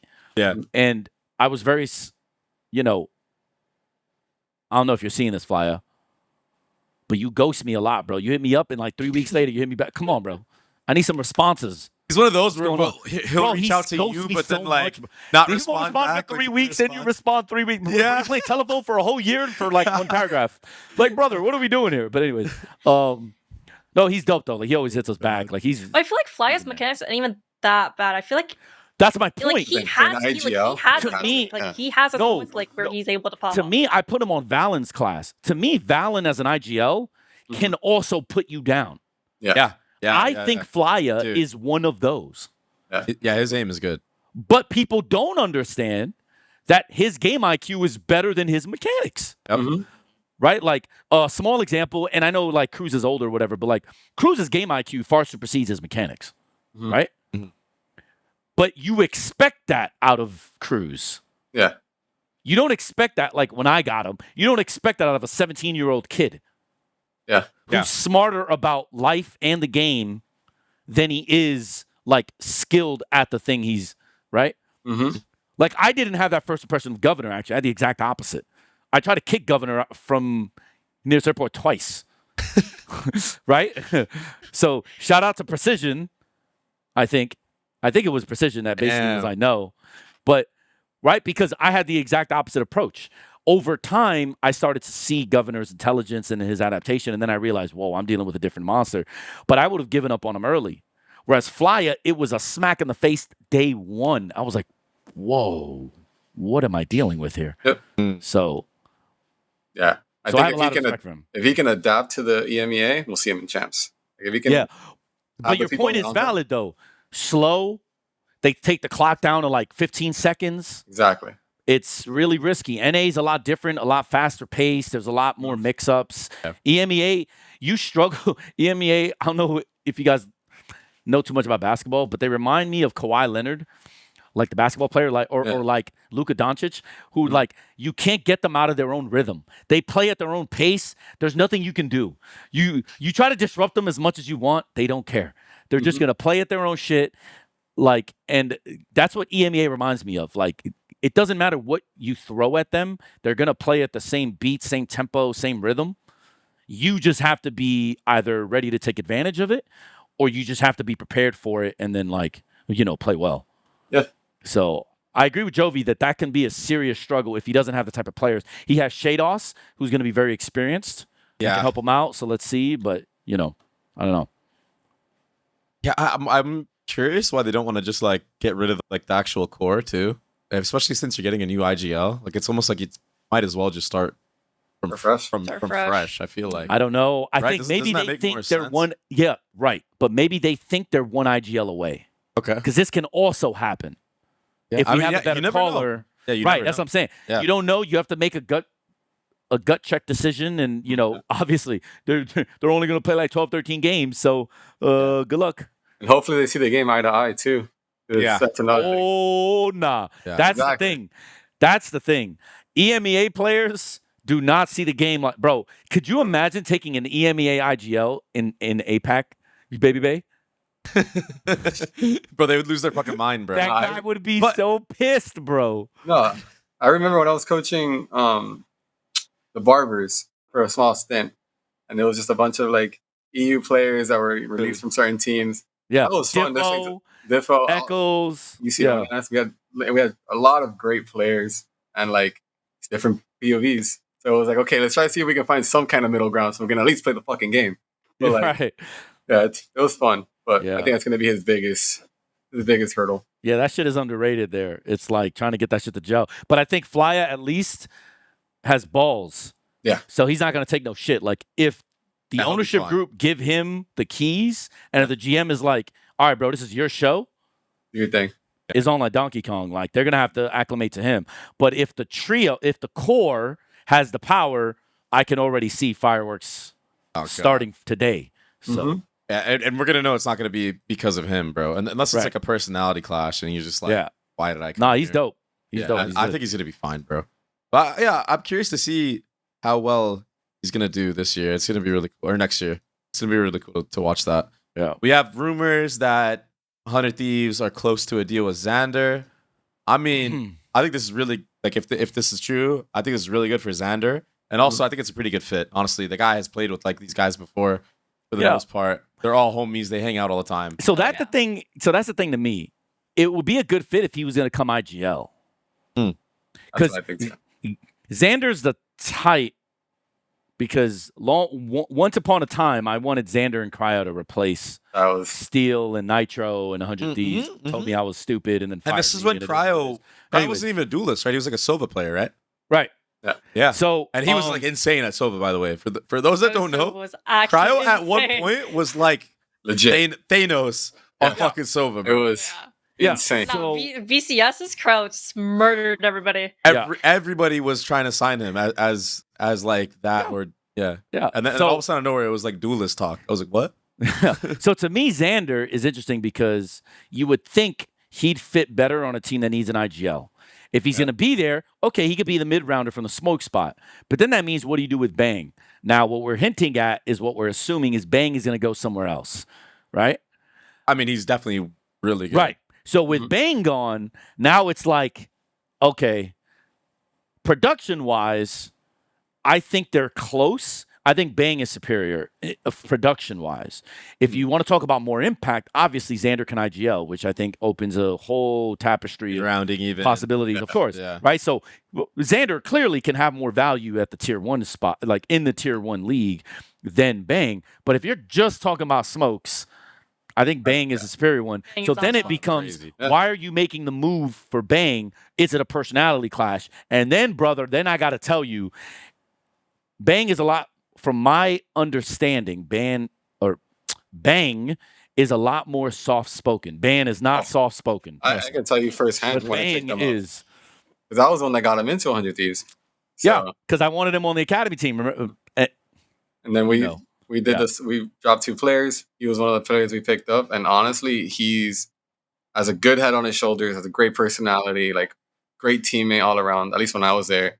So like the fact that they're removing him, I don't know. Yeah, it says that it might not be for bad blood though, right? It could have been, it could be him leaving. His contract's up. He's going somewhere else. But you would think that a team that's Xander is really good in that friendship, like in the friend group of 100 Thieves. Like Xander's like also part of that friend group. So I don't think it's much of like personality clash of just like Bang had a better offer, and I think the only thing that can rip up that core would just be better offers, better for your career. Obviously, that's like what Valorant is too. Like it's basically that. That's why no one keeps the same team, right? That they win a final with. It's money. And this ergo's my point. But if Bang is going to give you more production as a smokes player, non-IGL, and if Xander's going to come in and not IGL, and your whole mantra is you're trying to win a championship, this is actually working backwards. Oh, I see what you're saying. This is what I'm saying. So if he left for money, okay, fine. You guys don't want to spend now. Thanks. It took you 4.5 years to realize. But now you're 4 years removed from doing anything. Yeah. I see. Let's just be honest. I see what you're saying. Right? So now's not the time to lose a guy. You were one throw away from making champs, and you never know what could have happened there. EDG won. We did a whole show about this. Like EDG won. Could have been anybody.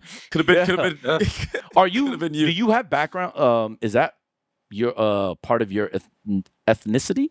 Yeah. Okay. Unlucky for us because I was rooting against them. But my bad. I didn't mean I'm not by it. Other players actually are getting married after they won champs. They're getting married. I forgot who it was. Simon's a new guy, so probably not him.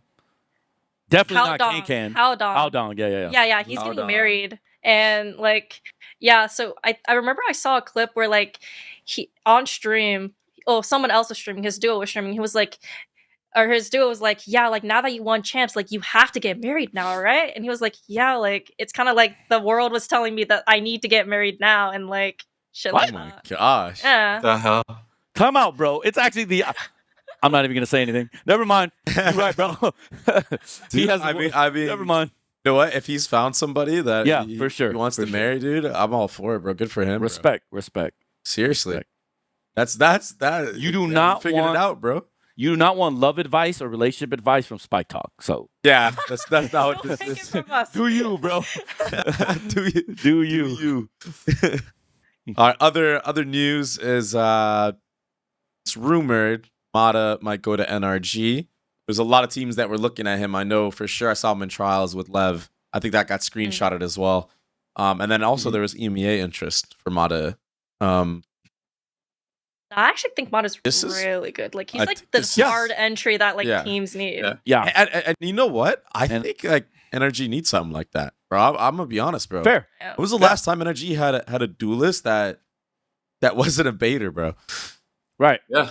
And if you want to bring up Vic, yeah, but he also doesn't have the same level of production as a hard like, entry. I don't think as about him as MADA. a duelist. Yeah, Right. I think of Vic as So, like a main. so 100%. even if you want to say, oh, they had Vic, no. He doesn't do the things that MADA does, even at his best. He's probably a smarter overall player. he more plays the experienced role overall, well, but he's Yes, not like a but he's not- specialist in the role. but- Yeah, Yeah. for sure. Like That's the MADA's best way to skill ceiling describe for like all like duelist agents are probably better than Vic's. So Mm-hmm.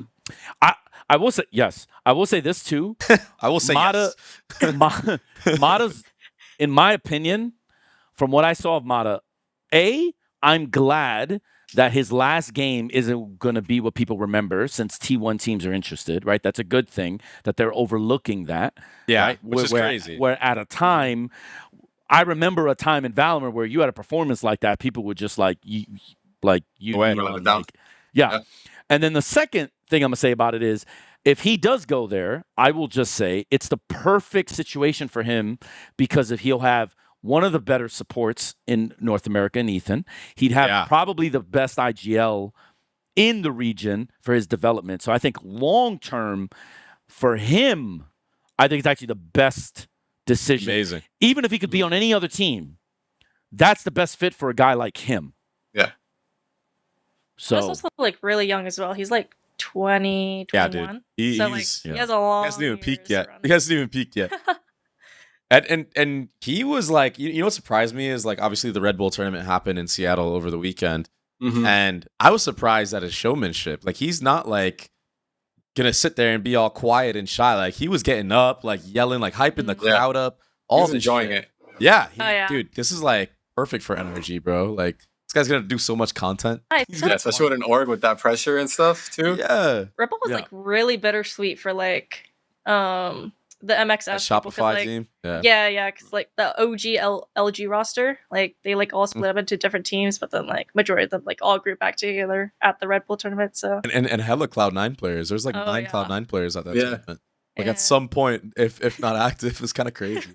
yeah, I mean, seeing Mitch back there too is Oh, interesting. dude, I wanted to talk about this. I think Mitch on that Cloud9 roster, it just fits so well, man. Like, It's like a flashback. dude, Yeah, oh my god. But like Mitch's IGLing is like really good. Like honestly, if you but if it goes you to watch show Oxygen you at they all, didn't like, need a kick. Anyways, yeah. like Which yeah, is also Cloud9 there. has changed rosters quite a bit in Yeah. the past. But the thing is, though, like, no, I'm saying I have a lot of experience with him playing on there, as like especially as Sentinel.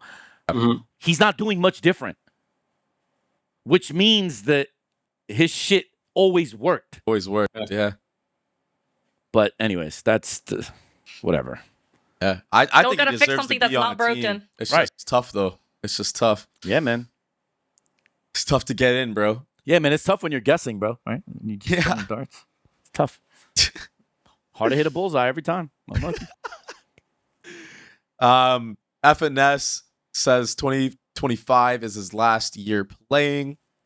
This is like kind of bittersweet, bro. It's like good for him because Yeah. like at least now he knows he could put like 100% in and like give it really all he's got, which I think is gonna be cool. I wonder how that's gonna show. You know, I wonder maybe he does go crazy, but it kind of sucks because I feel like, I mean, who are they gonna get next? You know, it's like I mean, the logic says if Ethan's there, Ethan's getting older too. he could take Being over. around him one more year, because remember, technically this will be the first full year they're together. Mm-hmm. Ethan has struggled twice now IGLing. First time was with Jovi at 100 Thieves. The second time was this last season at NRG before Pujan came back. So you think that one full year, one more year of IGL development, him mid-rounding, he mid-rounded on 100 Thieves. You think that's the natural successor? But if it isn't, then I'm sure they'll find one or buy one like everyone else tries to do, which to me then makes the Fly situation a little bit weird because that would have been a perfect fit to stash. Yeah. Right? Like, let them know. Like, if I knew, like, if I'm GM, I mean, this is just how I do shit. If Cruz tells me, yo, I'm gone, I mean, yeah, if Cruz tells me I'm gone, the first thing I'm doing is like, yo, dude, here's the deal. I'll pay you like a starter. Here's the situation. Blah, blah, blah, blah. He's gone in a year. This would be the perfect team for you to be on. We don't want you going somewhere else. Or sign a 1 year deal. Or sign with us now. We'll loan you wherever you want to go. We won't even block you. Blah, blah, blah, blah. We'll sign you on a 2 year, instant loan you. You can tell everybody else you're shopping for free. You can go anywhere. Blah, blah, blah, blah. GG. Like, that's it. Right? Like, but they just don't do shit like that. So unlucky. So unlucky. Yeah. But like, yeah. That's what I learned. Yeah. But I'm glad that he's going to be able to like pick and choose his time. He's going to go back to streaming, so he's chilling. We're going to see him. 100%. He did like a really good year on streaming too. Like, Bro, he was chilling, bro. He was watch partying Like the 70K, bro. Yeah. Bro, that the guy was motherfucker. farming the EMEA like watch parties. You know what else he was doing? He was farming the APAC watch parties, making fun of Talon. I remember that. That dude was trolling us all year. Get fucked. So, yeah, he was just making mad. Bro, I think Talon had him on like 4 of their, like, they did this like, it's not a highlight video, but it's like meant to be funny and humorous because they have a editor named Zoo who's a goat that like he just Zoo's does hella this shit, cool. right? So I mean, like they make videos to make fun of us. Like it's not like all our highlights. Yeah. It's like I swear to God, they The had talent John in content's, like like, 4 insane. different ones making fun of us. That's like 2 minutes of the thing. Actually, just him cooking us. full-farmed. Yeah, so Milked you. so Deserved. we're just gonna see him keep doing that some more. O2 barbecue deserved. Ugh, Yeah, right? I know, bro. But Tough. yeah, no, it sucks that he's retiring. I mean, hopefully this scene gets more IGLs, especially at the caliber that he is. But yeah, I don't know. Had a really Yeah. good career though. Like Definitely. from CS to here, his career Definitely. was really good.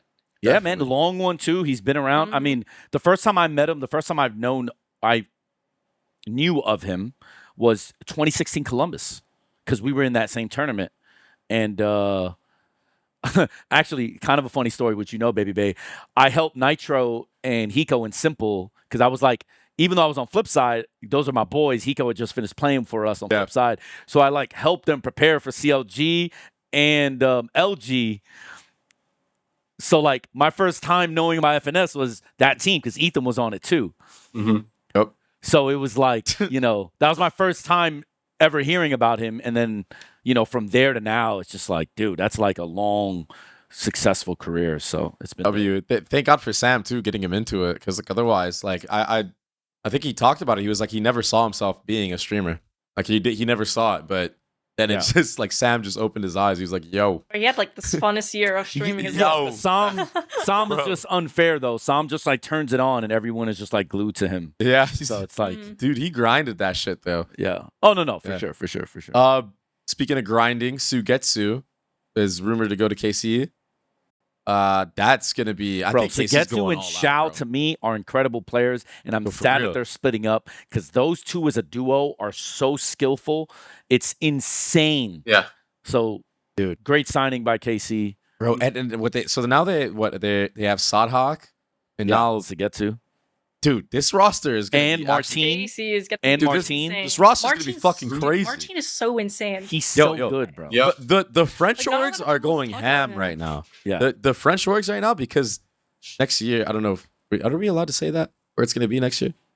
Is it public? Yeah, Paris. information? It was announced. Oh, it was announced. Okay, yeah, it's gonna be in Paris. So like, Vitality's Oui, also oui. making moves, right? Yeah. There was a rumor going around that Les was going towards Vitality. Yeah, they signed.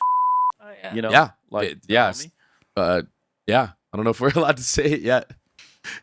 Yeah. Okay, so cut that out. My bad, Steve. All right, continue. Or bleep incoming. Or you could bleep. Yeah, you could bleep out what you said, and we'll just leave it at that. It's all right. Your Yeah, my comment bad, about my the got plenty Korean of move homies. earlier is already gonna set things on fire. All right, respect. Yeah.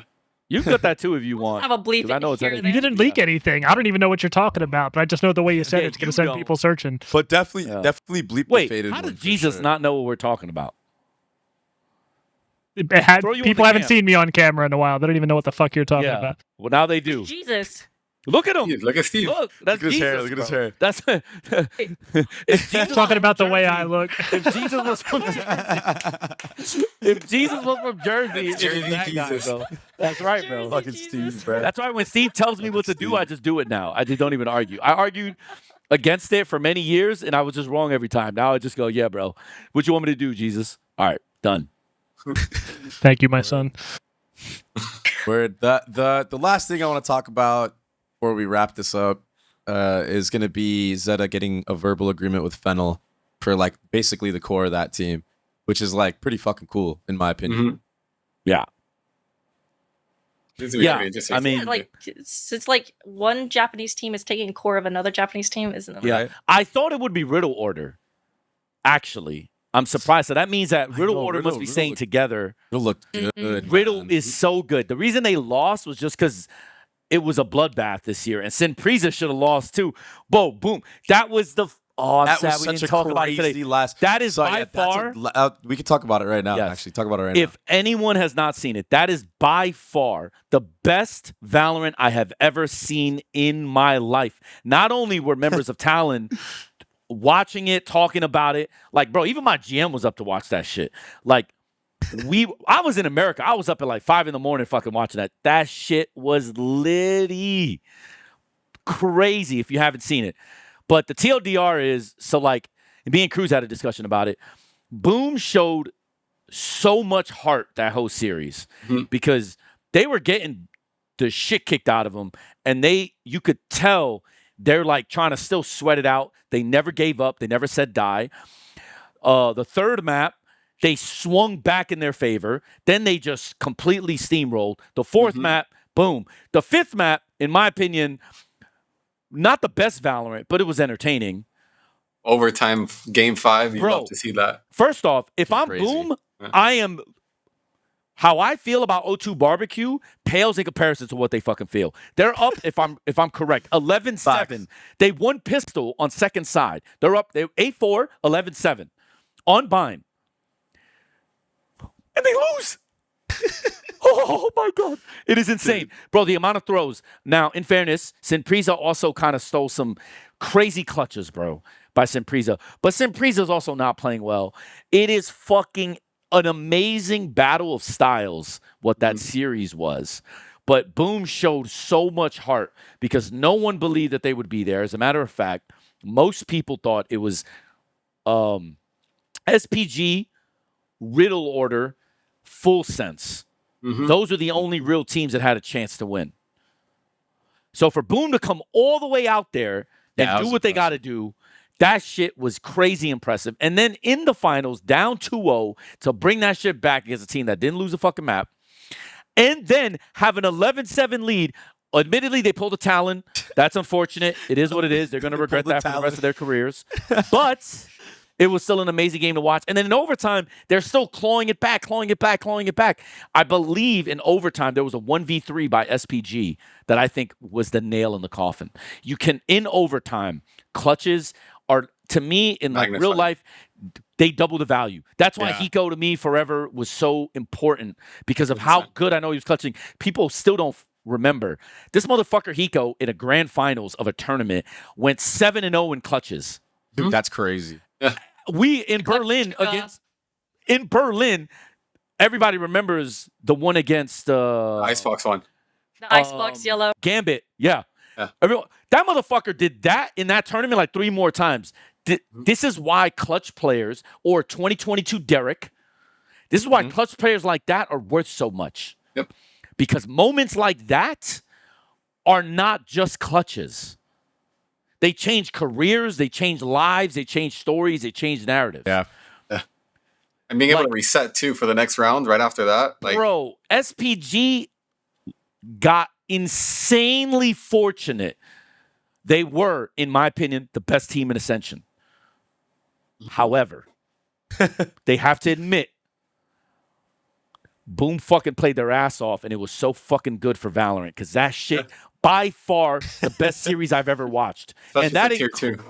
And that includes like us versus Gambit. That includes like Loud versus Optic. Like, It was bro, crazy. that shit was amazing. Amazing. Tier 2 APAC, bro. Who would have Another thought? Korean team in, bro. Another Korean team in. Great. Another team that's gonna hate me. Unlucky. We'll see. Maybe. Oh no, they hate me. Trust me. Oh, they do? Because you know who they're. You know who they were helping. Anyways, we're not gonna get into that one. Wow. Yeah. So Tier 2 is not dead. no. Sheesh. I hope not. I mean, we need it. We need it for the lifeblood. But now what they're doing is top tier teams are now top tier 1 teams are now signing academy divisions. The partnering. You've been seeing this a lot. And the reason they're doing that is because so many players got contract jailed. For instance, at Talon, yes, we would have had an all-Thai roster if every Thai player we thought, or I thought, could fit into what we were trying to do wasn't contract jailed. Damn, bro. So Riot's way of like non-contract jailing is basically going, okay, academy teams can play in Ascension, but if they make it out, you have to give the players up. Effectively. From my understanding, from my rudimentary understanding so far of what it is. It's pretty good, though. So, yeah. That's pretty good for the players. So, Tier 2's not dead, but it's still not great. The orgs still have to want to do that, which is like, again, it's like, more money and, more problems and, tough, bro. Tough. Well, but I think that's a good spot to end the pod, man. I think this was great. Thank you guys for taking the time, coming on, yapping with us, bro. We got into so much stuff, not only GC, but also like overall theory of the game. So thank you guys. Yeah, and the world knows that Sonder was playing in Sims against Tier 1 teams and consistently being ass. Cooking. Yep. Unlucky for those guys. Yep. Excited Thanks to for see how you guys do. Thank you. Appreciate it. Thank you for having me. Yeah. It's fun. Bring that shit home, and when you do, you'll be back on. Yep. Yeah, let's do it. And hopefully Talk about we'll it. see you in Berlin. I think Frost is talking about maybe going, and then hopefully if I get signed, I'll see you guys there. So Yeah, I'm hoping. Oh, yeah. I'm hoping. I'd like hell to. yeah. You can go. See you there. So, all right. Peace out, everybody. All right. See you later. Goodbye.